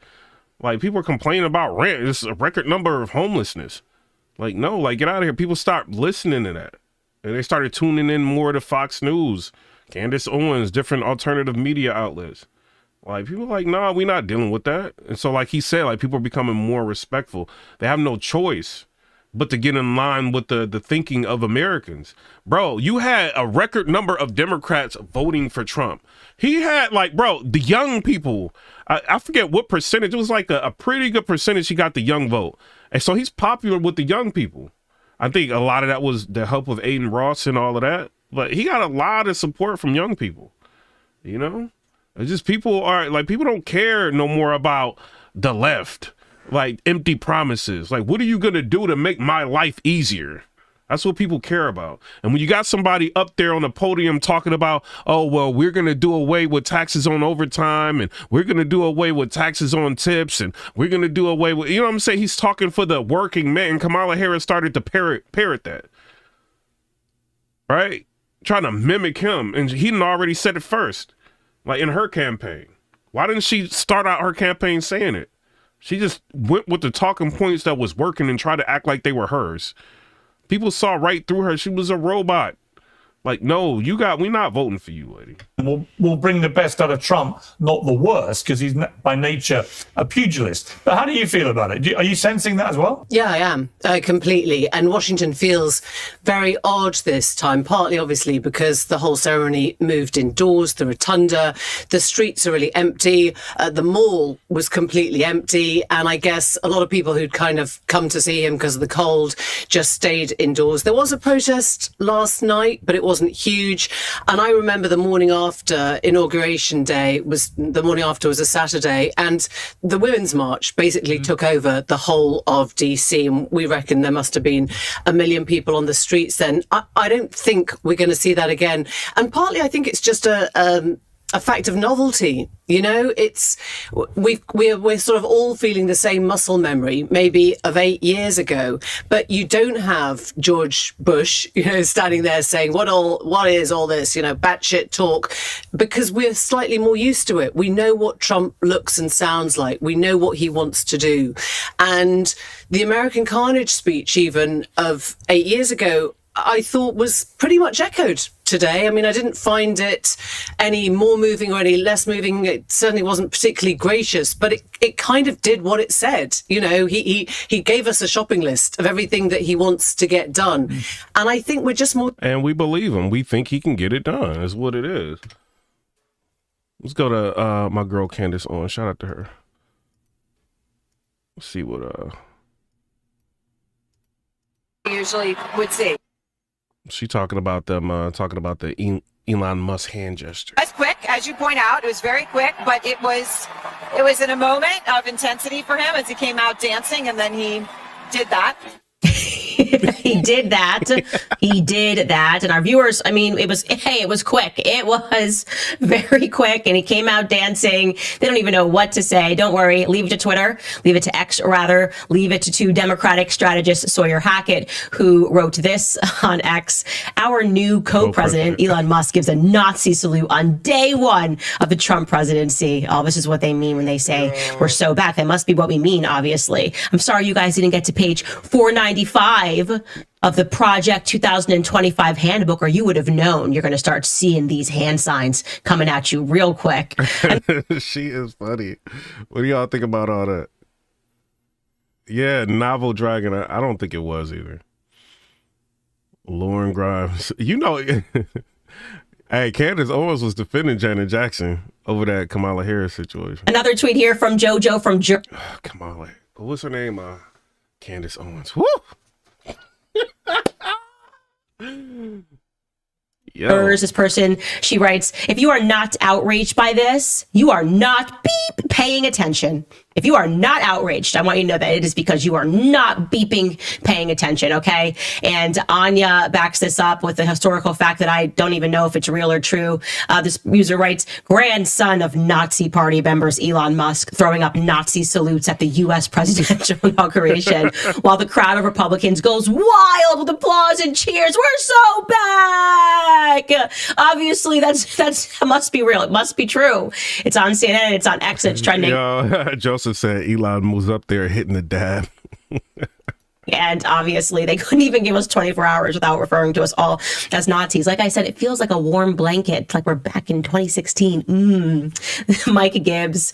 I always love the drama. It's the probably a lot of punctuation coming up here. Mike Gibbs gave us the punctuation. He wrote this. I saw it. We all saw it. Elon gave a Nazi salute. I'm still gasping from the horror of that sight on my television screen. He's literally shaking right now. We're back to literally shaking. Hey, Candace Owens, you got a fan in here. Novel Dragon said, Candace is beautiful. Guys, okay? And lastly, Itai Shur, who apparently has... What's up, LaTanya? Yo, but this is what the Republican girls be looking like, bro. Like that. Froggy, Megsy, all the... Like, this is what they be looking like, bro. Republican girls be the beautiful ones. Them ones you be seeing at Target. Not read a book about our Apollo program or knows nothing about NASA whatsoever, the history of NASA, writes this: I'd rather not entrust space travel to a guy who does a Nazi salute. Ooh, when he finds out that the entire space program was a bunch of Nazis that we literally brought over from Germany in Operation Paperclip, he's going to be deeply upset about the space program. Anyways, it's all good because the ADL, who just waves a magic wand and goes, you're an anti-Semite, you're not an anti-Semite, came out and defended Elon Musk. They said this is a delicate moment. It's a new day, and yet so many are on the edge. Our politics are inflamed, and social media only adds to the anxiety. It seems that Elon Musk made an awkward gesture in a moment of enthusiasm, not a Nazi salute. But again, we appreciate that people are on edge. You get it. He's been forgiven. They've come and they've forgiven him. I mean, I'm on the ADL's list. There's like a whole paragraph about me, and I've done way less things, and it doesn't matter. They just decide whether or not you are on their yes or no list. It's like those eggs. And somebody said, would you believe she's pregnant? I don't think Candace Owens is pregnant now. I know she was. Maybe she is. I don't know. John Baker says she is a very beautiful and knowledgeable woman. I would have voted for her if she was running. Yeah, if she ran against Kamala, I would have voted for Candace Owens quick. Yo, could you imagine Candace Owens and Kamala Harris in a debate? She would have destroyed Kamala.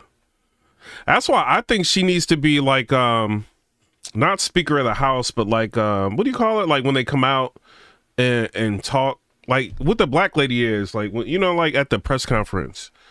White House press secretary, I think is what it is. But I think they only make like $138,000 a year or something like that.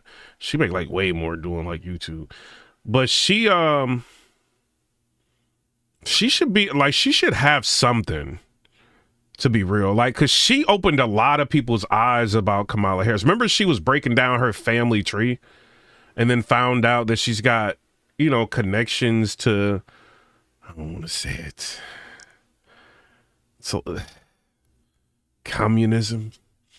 You know what I'm saying? Like, she broke her family down to the core. So I would like to see her have some kind of.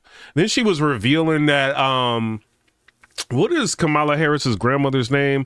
Grandma Barrel. She revealed that she was actually a white lady, and she wasn't the lady that Kamala Harris had in her book. The lady that was in Kamala Harris's book was actually the help of the house, which is like the one of the assistants, like, the help of the house.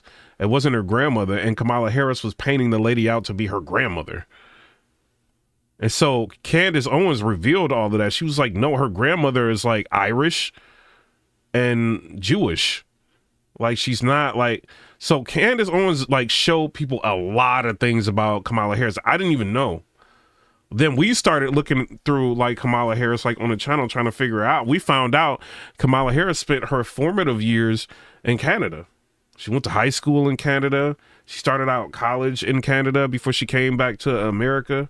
So it's a lot about her. Like, we don't even know. We found out that she had like a little relationship with Montel Jordan, I think his name was. Montel Williams, like the old talk show host. There's like a lot of things about Kamala Harris. It's like, what? Then there's a lot of speculation on how Kamala Harris even got her position in California. So people suspect some things I don't want to get into on this channel. But it's like the deep dive into Kamala Harris on the channel of Candace Owens, I think, helped a lot of people's perspectives on what was going on. So she probably allotted for a lot of votes that went in favor of Donald Trump. I think she needs to get something. Willy Wonka, like, you're a good egg or you're a bad egg, and that's it. And I'm a bad egg, and Elon Musk is a good egg because he went to the Auschwitz Museum. I don't know. And can y'all believe she's actually my neighbor? Like, I'm not lying. Thug life. I'm in Nashville, Tennessee. She's my neighbor. Unreal. Yeah. But the reality is, I'm not an Elon Musk stan. You guys know that. I'm going to give you my real take on this. Here is the full clip contextualized. Okay, this is what Elon Musk said right before he did that gesture. And I just want to say thank you for making it happen. Thank you. He said it should be the speechwriter for Trump. He don't need no speechwriter. Trump does a very good job. He don't need no speechwriter. Okay, so she tried not to laugh, y'all. Like, that's hard not to laugh at. Yo, Lil Tim said shouldn't been pardoned. Hold up. You said you love Nashville. It's fun. Yeah, it's cool here, man. I'm from Cleveland, Ohio. I came down here and stayed. I had like we gonna get back to this, but like, I don't really want to leave. I'll be talking crazy about Nashville. I don't want to leave here. If I leave, I'm going to another country. You know what I'm saying? Like to check, for a while, but I like it here. Goes out to you. It is thanks to you that the future of civilization is assured. So he does a gesture and he says, my heart goes out to you. And see, my hand's going this way, his hand went the other way with his heart. And that could be one little thing. And it's a difference. Hold on. Let me read this comment. Joseph said, I voted for Trump, but Elon definitely hit the special needs salute.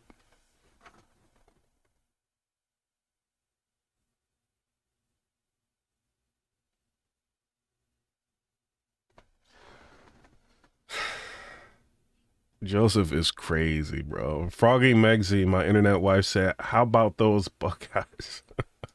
Between whether you're on the ADL's list and Stop Anti-Semitism's list, or whether or not you're totally fine, okay? His hand went the wrong way. And the reality is, as soon as I saw it, I knew what it was. I've watched Elon Musk in interviews. Again, I'm not an Elon Musk stan, but he has been very open about the fact that he has Asperger's, okay? And it's that puts him on the spectrum. That means that socially, he's a genius in these other areas, these other arenas. You want to talk about space program? You want to talk science stuff with Elon Musk? Yeah, he's your guy. He's the person whose homework you want to copy. me, okay, in chemistry class, physics class. But when it comes to social etiquette, he's not all there. That's why he's very awkward in a lot of interviews. And what Asperger's is essentially socially, sometimes you do some things and you just, it's just not the right time to say those things or do those things or how you should do those things. And I did actually, for the first time, feel kind of really bad for him because it felt like he was so well-meaning and my heart goes out to you, and he just had no idea. And I can't imagine what it's like coming home and realizing that you set the internet aflame, and it is the number one conversation that is being had about Trump's inauguration. But again, Elon Musk, I really appreciate that we're back, that they didn't even give us 24 hours before we are back to being called Nazis. That's what Trump supporters are always called forever. And so that is going to be the narrative. Y'all, in the comment section, y'all Trump supporters? But moving on to the number 2 moment here. I don't know how I missed it in my live coverage. It was because by the time we cut in, apparently Jeff Bezos and his fiancée Lauren Sanchez had already sat down. So I did not see Lauren Sanchez's outfit, which is hilarious because earlier this week, actually it was yesterday's show, I was speaking about how Jeff Bezos is kind of the only billionaire that doesn't bother me because he makes sense to me. Like, you can just tell he was. I like that he said, I'm not going to weaponize the Washington Post. I'm not choosing sides on this. I like that Jeff Bezos did that. Shaylin Buffington said Trump. Sauce Boss 0824 said yeah. Lennox said yeah. So are they calling this all nonsense? Because it seemed like the whole chat is like Trump supporters right now.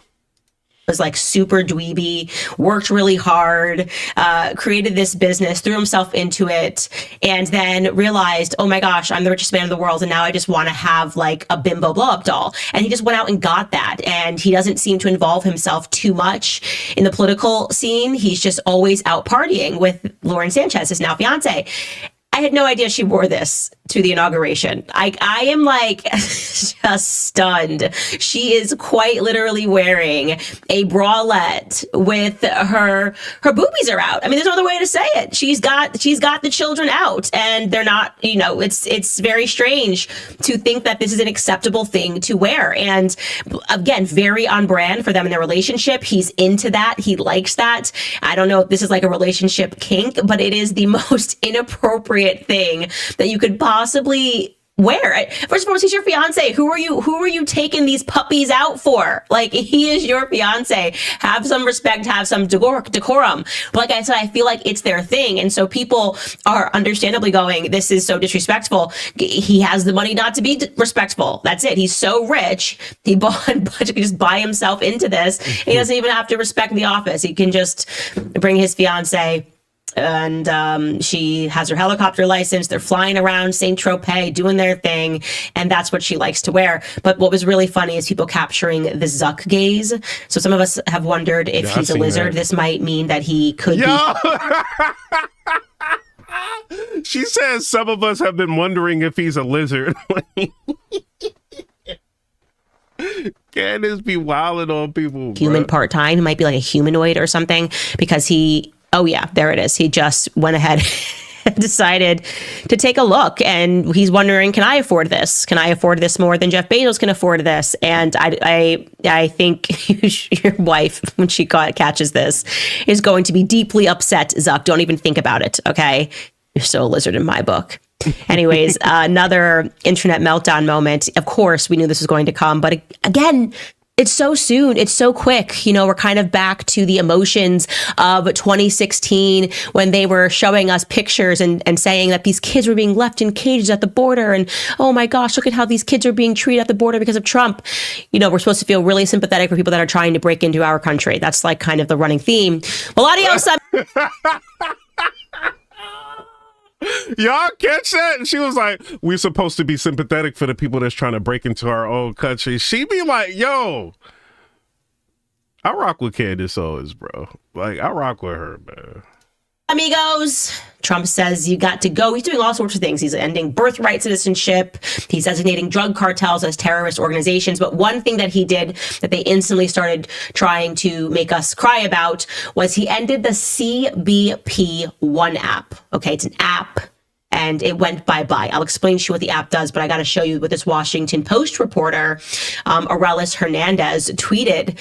She wanted us to see the video, and she wrote, migrants in Ciudad Juarez who were waiting for their 1 p.m. CBP-1 parole appointments learned 20 minutes ago that the app has shut down and those appointments are no longer valid. And she shows this video of a woman who's legitimately crying. Take a look.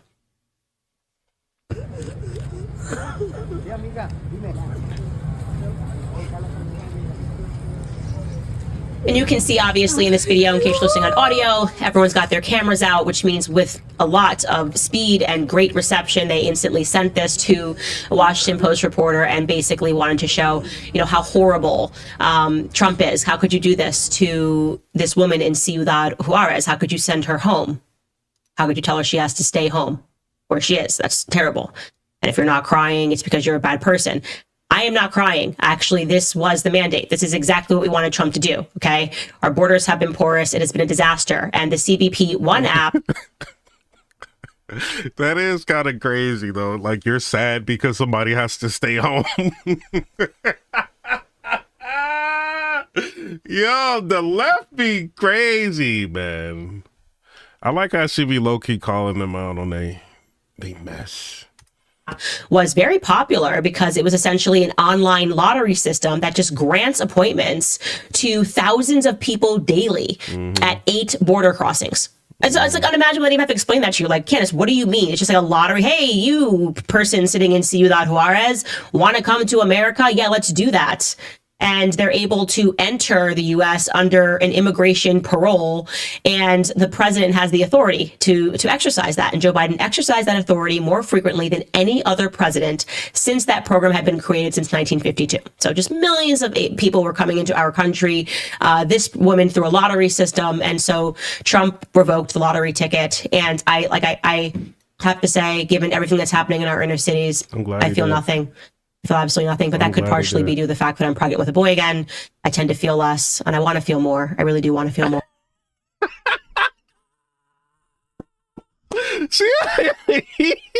She said I'm pregnant. Maybe that's because I'm pregnant with my boy. You know what I mean? Like, I feel less. Maybe I want to feel more. I like how she did that. Shout out to her. More. But I felt a lot, okay? Because this exceptional protester. She is funny. That program had been created since 1952. So just millions of people were coming into our country. This woman through a lottery system. And so Trump revoked the lottery ticket. And I have to say, given everything that's happening in our inner cities, I feel nothing. I feel absolutely nothing, but that could partially be due to the fact that I'm pregnant with a boy again.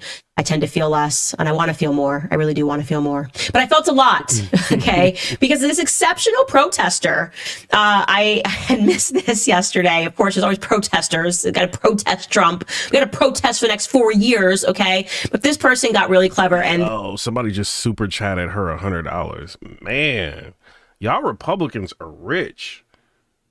They must have spent a lot of time. Froggy Megsy said, "Thank God Biden gone." I'm at the arts and crafts store to pull this together. It's a guillotine protester. They're just throwing this back to like the French Revolution. It says it's a guillotine. I don't really know what I'll say. It says, "Come get some," and I'm not sure about this placement of the LGBT flag, the pride flag next to this person. Can you zone out again guys, rerun this clip? Because when you see the guillotine next to the pride flag, you're going, is this a threat to gay people and lesbians? I don't like this at all. This is terrible. Are you going to start chopping their heads off? Is it what's happening here? And I don't know why "come get some" is spelled wrong. I'm not sure what it's really about, but I want to say that I really appreciate that protester, because that person at least took a little bit of effort. He gave a little bit of effort into hating Donald Trump and his supporters, and it was an extraordinarily cold day to be guillotining anyone. And so that... Shout out to Candace Owens. I'm gonna let y'all go and watch her whole video. I want to see some lefties losing it. Let's see my girl Rita talking about before we get out of here. So much content. The lefties have been extra crazy over the Christmas break. So get ready for a barrage of woke lunacy. Let's start in Canada, where the neo-Marxist himbo himself, Justin Trudeau, has finally realised how loath he is and is stepping down. I wonder if over the last few months there were any clues to his unpopularity. Take it away, rock legend Mick Jagger. Mr. Trudeau, I mean, his family Yo, Mick Jagger is crazy. has always been such big fans of our band.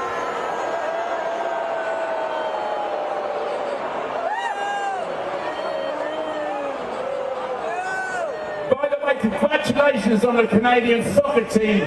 He said, "Who put me on timeout? I didn't do it. I don't know if my internet wife Froggy Megsy did it." Very skillful of Mick there to just quickly change the topic to soccer. Yes, the Rolling Stones, I don't think, are too used to hearing booing at their concerts. Justin Trudeau was a media darling, the picture-perfect progressive male feminist, but the people in Canada have finally seen through him. He has caused untold damage to the country, and Canadians are no longer shy about confronting him, whether it's in the streets or in a diner. Mr. Prime Minister, please get the out of BC. Have a wonderful day now. Yeah, you suck. Yo, like, please get the what? They crazy. Thought were sane and mildly intelligent who have allowed TDS, Trump derangement syndrome, to completely destroy their standing among thinking people. And no man better demonstrates that than Sam Harris, a member of the intellectual dark web. Remember that? But turns out he's just a massive hysteric. Here's Sam Harris, who's now a ballistic expert apparently, embarrasses himself by questioning whether Donald Trump was actually shot. Even fellow TDS sufferer Bill Maher was left shaking his head. I'm surprised that a rifle round making any degree of contact with an ear wouldn't do more damage. I think a shattered piece of shrapnel from a teleprompter is far more likely to have done that to his ear than a rifle round. That's so silly. Well, have you seen what rifle rounds do to human bodies? I know, but Sam Harris, please don't talk about like.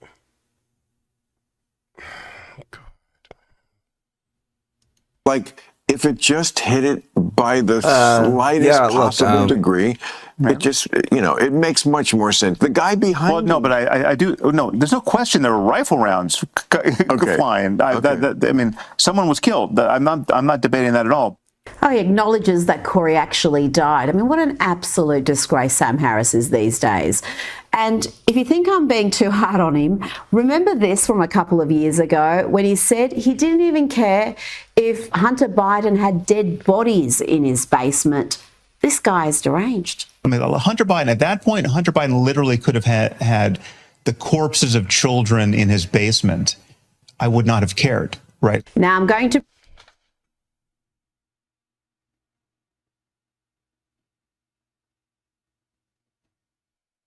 bring you plenty on the suicidally stupid lefty policies that have devastated California and hamstrung the ability of firefighters to fight fires. But first, let's check in on a typical Californian leftist who somehow finds a way to blame Donald Trump for the fire response in a state where the Democrats enjoy a supermajority.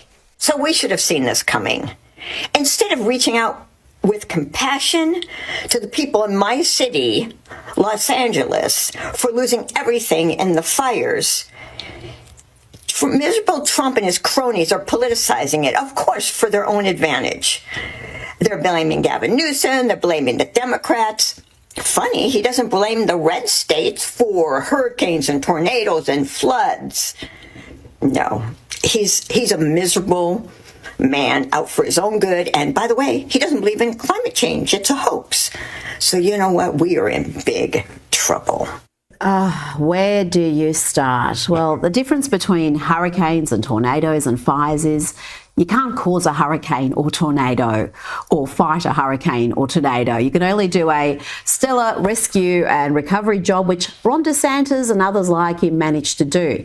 But you can do plenty to prevent the severity of fires, like managing the fuel loads, forest management, water management, having a well-resourced fire department.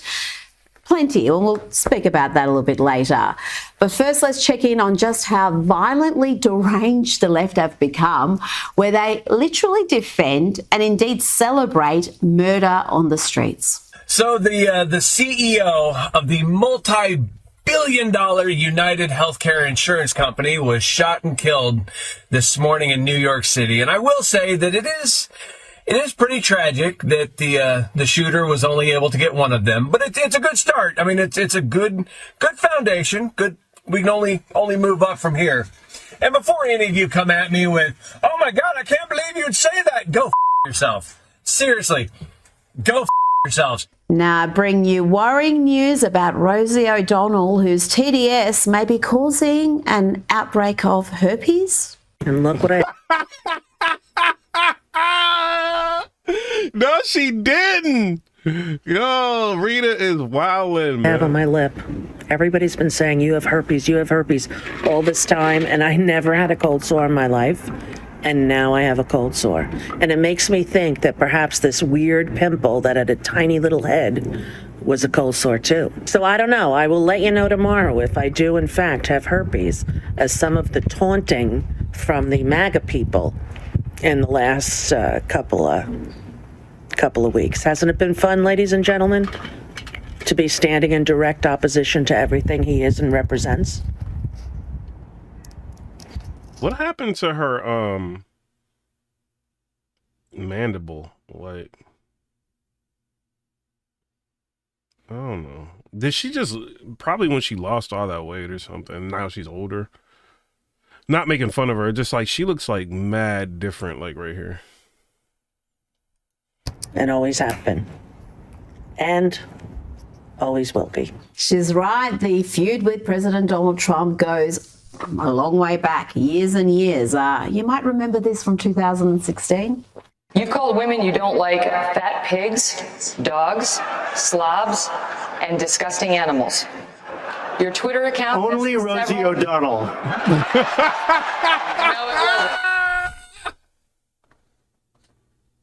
wasn't. Yo, what?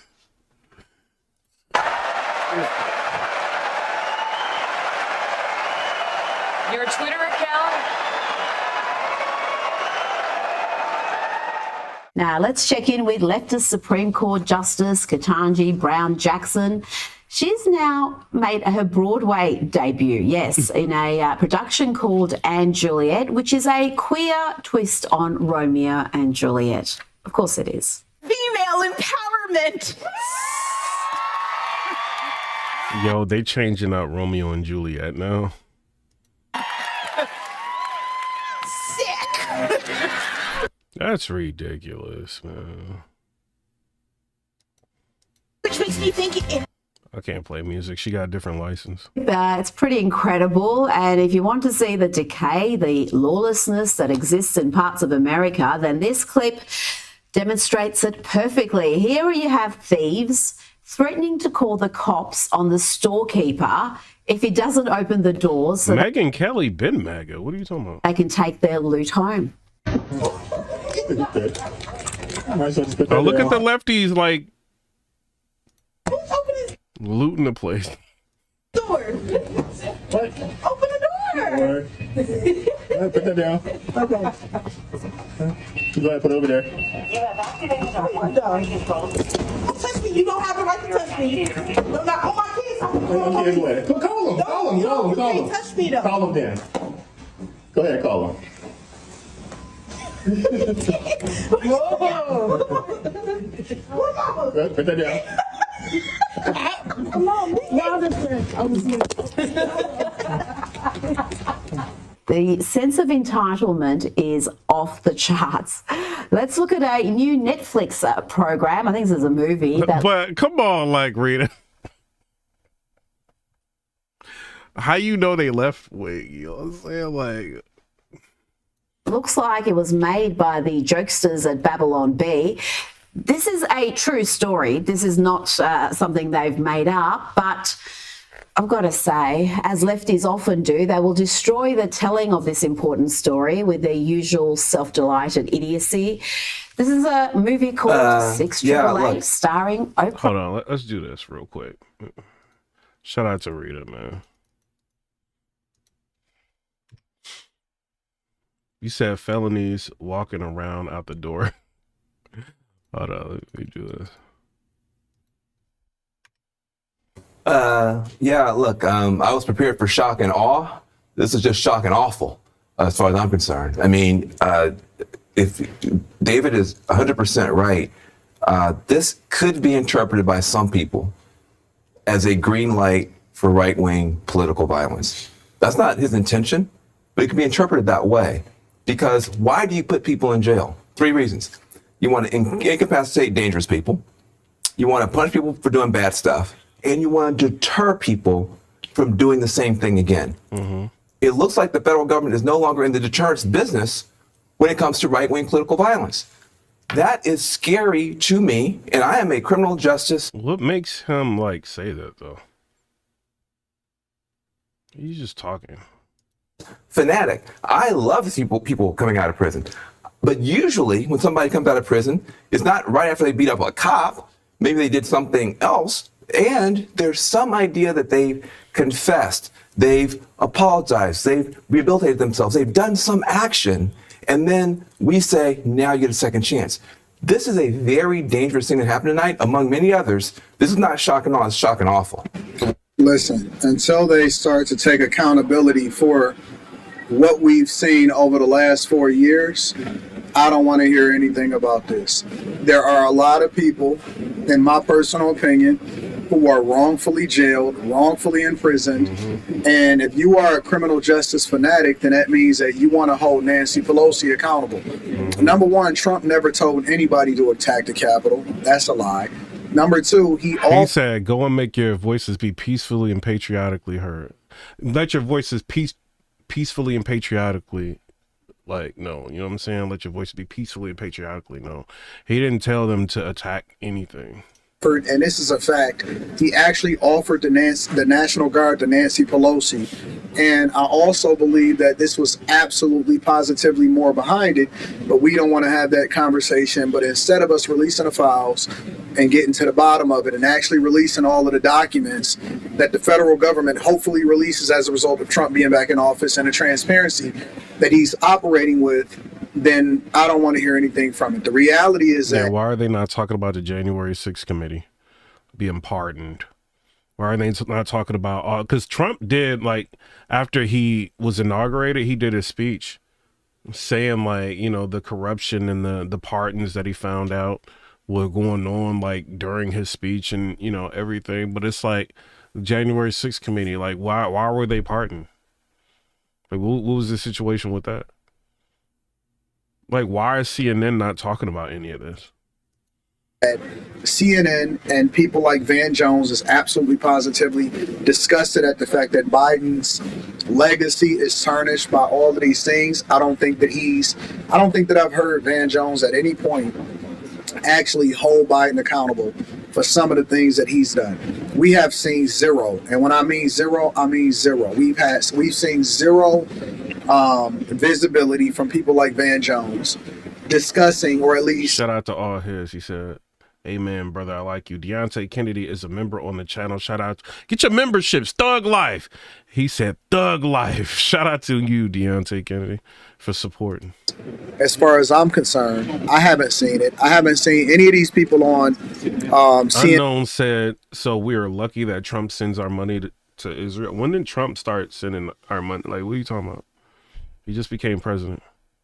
And including Van Jones, that is a huge Biden advocate that would cry for Biden. I haven't seen him discuss any of the pardons, the pre-pardons, right? Without them even being investigated, without anybody really holding them accountable.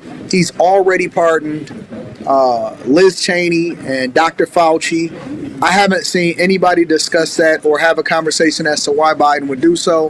These are the same people that would justify him pre-pardoning all the way back to 2014, Hunter Biden. And instead of them having a conversation in full, they are basically crashing out at the idea that he's... you talking about like back in 2020, like Trump's military cuts, but he still gave money to Israel? That's different. Yeah. He had military cuts, but he did give money to Israel. But it wasn't no situation like what we have now, where you got like money just, you know, they just turn the faucet on and just sending like tons of money to like all of these different countries. That wasn't going on. Signed over 200 executive orders. But he did still send like Israel like some money and aid and stuff like that. Yo, it's crazy like Israel be running us like that. That's insane. And they go into that, but we'll get there. They're crashing out because he signed 200 executive orders. Shout out to Kyron Miller, said just got a new subscriber. Appreciate you. That basically starts to address all of the issues that people voted Trump in and J.D. Vance in office in the first place. Well, that's what the Department of Doge is, man. They're going to find government inefficiency. They're going to save money there. Trump's going to start using tariffs to try to collect money from different countries. It's like a, external revenue service. Right. And he's going to try to stop sending money to like all of these different countries that don't need our money. And he's going to try to make the United Nations chip in more. Like, so he's literally just laid out what he's going to try to do. And they're not going to circumvent what's going on. They already knew that it was coming. And so I don't even know why they acted. Novel Dragon said, just saw that DEI departments are closing down in the White House starting tomorrow. Shout out. I don't think we need to have all of them departments, my personal opinion. Like, government is not supposed to be big, y'all. Like, the bigger the government gets, the more they come after you. The more they want to tax you for every little thing. Every little thing.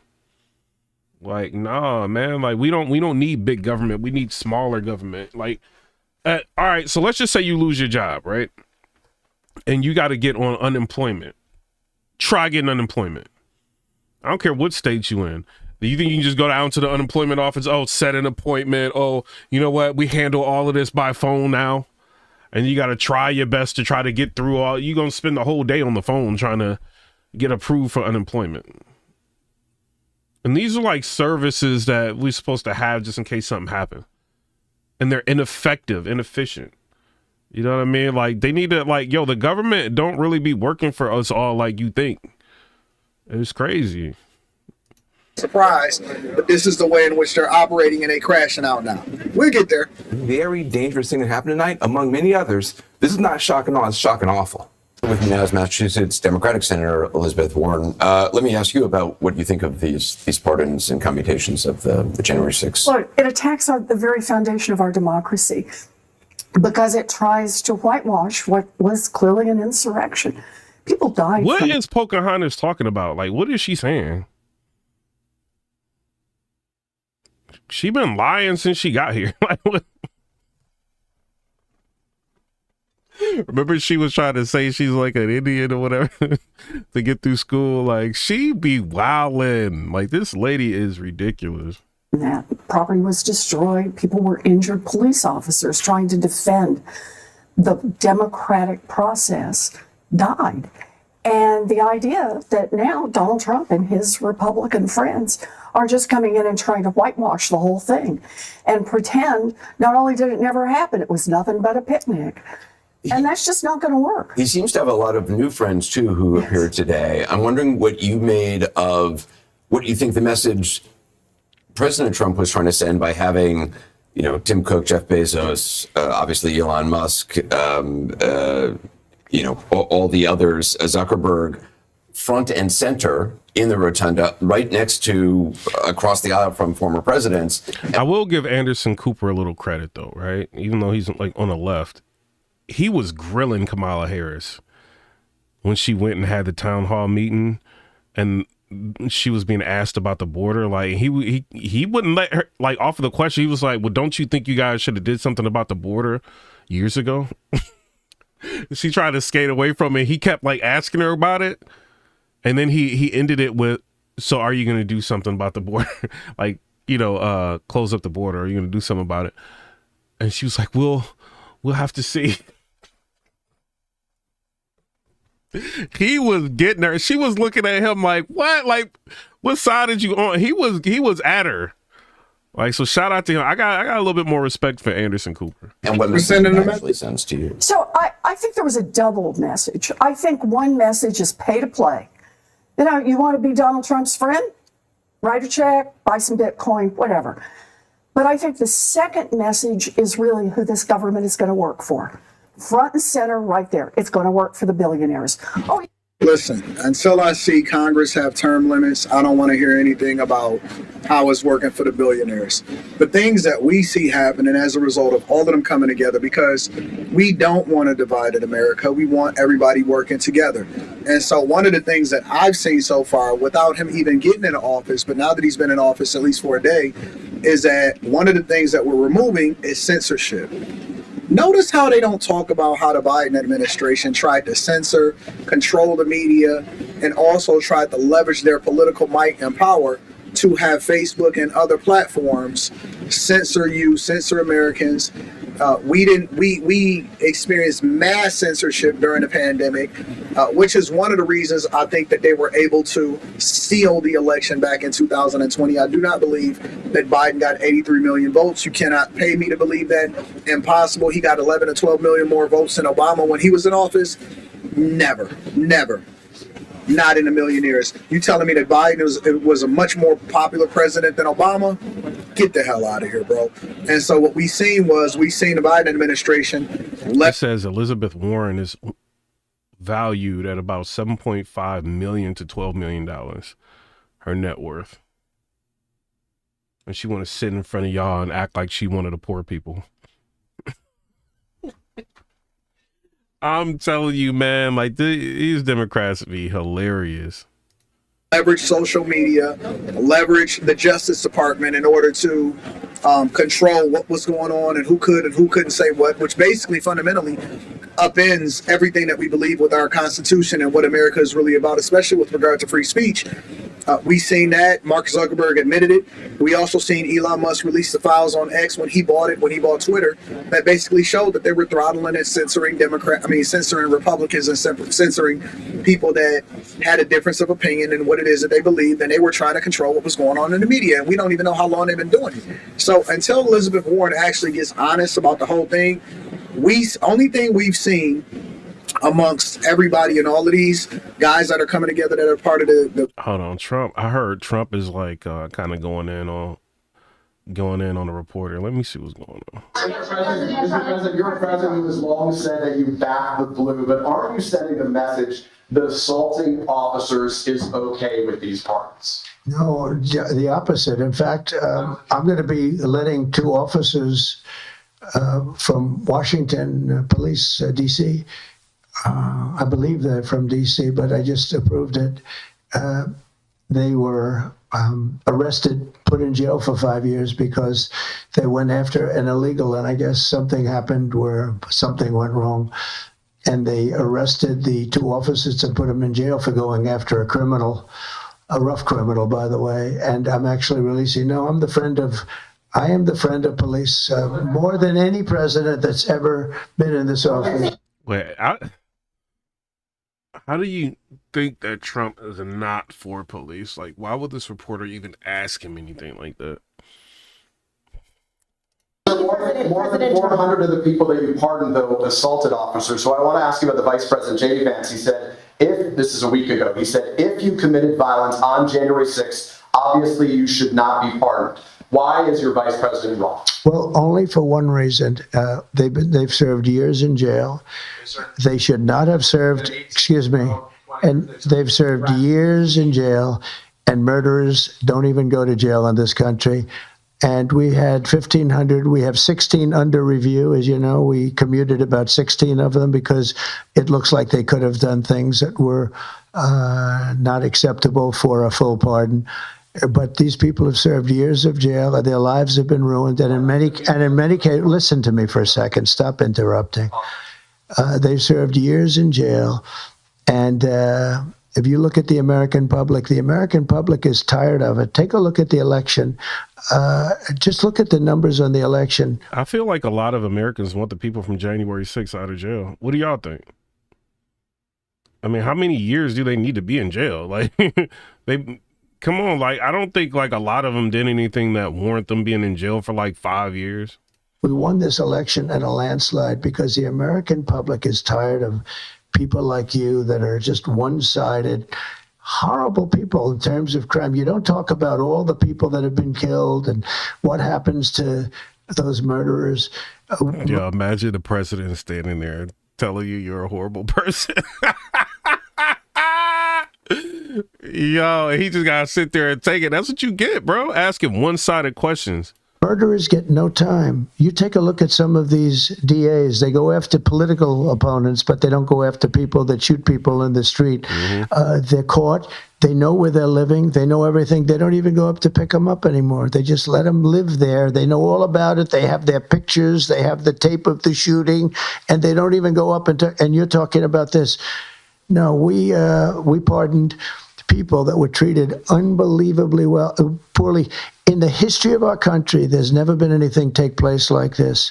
They're still looking for them, but they're not looking for the murderers, the people that are killing everybody. That's a fact. Shout out to Trump. Let me see what else he talking about. See my president talking about. Well beyond technology, sort of CEO of everything. He's an amazing man, an amazing business person. But to announce the largest AI infrastructure project by far in history, and it's all taking place right here in America. As you know, there's great competition for AI and other things, and they're coming in at the highest level. We're joined by Oracle Executive Chairman Larry Ellison, SoftBank CEO, my friend Masa Yoshi's son, and CEO of it in the future, a new American company that will invest $500 billion at least in AI infrastructure in the United States, and very, very quickly, moving very rapidly, creating over 100,000 American jobs almost immediately. This monumental undertaking is a resounding declaration of confidence in America's potential under a new president. Let me be a new president. I didn't say it, they did. So I appreciate that, fellas, but it'll ensure the future of technology. What we want to do is we want to keep it in this country. China is a competitor and others are competitors. We want it to be in this country, and we're making it available. I'm going to help a lot through emergency declarations, because we have an emergency. We have to get this stuff built. So they have to produce a lot of electricity, and we'll make it possible for them to get that production done very. Yeah, and then if what's his name? Gavin Newsom. If he was smart, he would try to work with Trump to try to have him help, like give them like some sort of aid towards rebuilding like the infrastructure of the electrical grid. Like instead of just I'm just Democrat, not like go with somebody that could actually help you with something. I know it's a state issue, but I'm sure they can get federal funding to help them very easily at their own plants if they want. Where they'll build at the plant, the AI plant, they'll build energy generation, and that will be incredible. But it's technology and artificial intelligence, all made in the USA. Beginning immediately, Stargate will be building the physical and virtual infrastructure to power the next generation of advancements in AI, and this will include the construction of colossal data centers, very, very massive structures. I was in the real estate business. These buildings, these are big, beautiful buildings. They're going to employ a lot of people. And physical campuses and locations currently being scouted nationwide. They're making their choices of locations. I think they have their choice. I'd like to ask Larry, Sam, and Masa to say a few words and just talk about a little bit about what they're doing. And Mr. President. Masa for a while. The data centers are actually under construction. The first of them are under construction in Texas. Each building's 500,000 square feet. There are 10 buildings currently being built, but that will expand to 20. And thank you. Well, Mr. President, last month I came to celebrate your winning and promised that we will invest $100 billion. And you told me, oh, Masa, go for 200. Now I came back with 500. Because this is the, as you said yesterday, this is the beginning of golden age of America. This is one great example, I think, right? We wouldn't have decided to do this. I think so. This is the beginning of golden age. We wouldn't have decided unless you won. And yesterday we agreed, we signed to make this happen. There's so many positive things about what it's going to do for medical research and for solving things, cancer and all the different problems. How will AI help us with the fight against the various problems, diseases, etc.? These guys can maybe share more about some of the work they're doing there. I think they'll jointly be some of the leaders about driving progress here. But I believe that as this technology progresses, we will see diseases get cured at an unprecedented rate. We will be amazed at how quickly we're curing this cancer and that one and heart disease. And what this will do for the ability to deliver very high quality healthcare, the costs, but really to cure the diseases at a rapid rate, I think will be among the most important things this technology does. Great.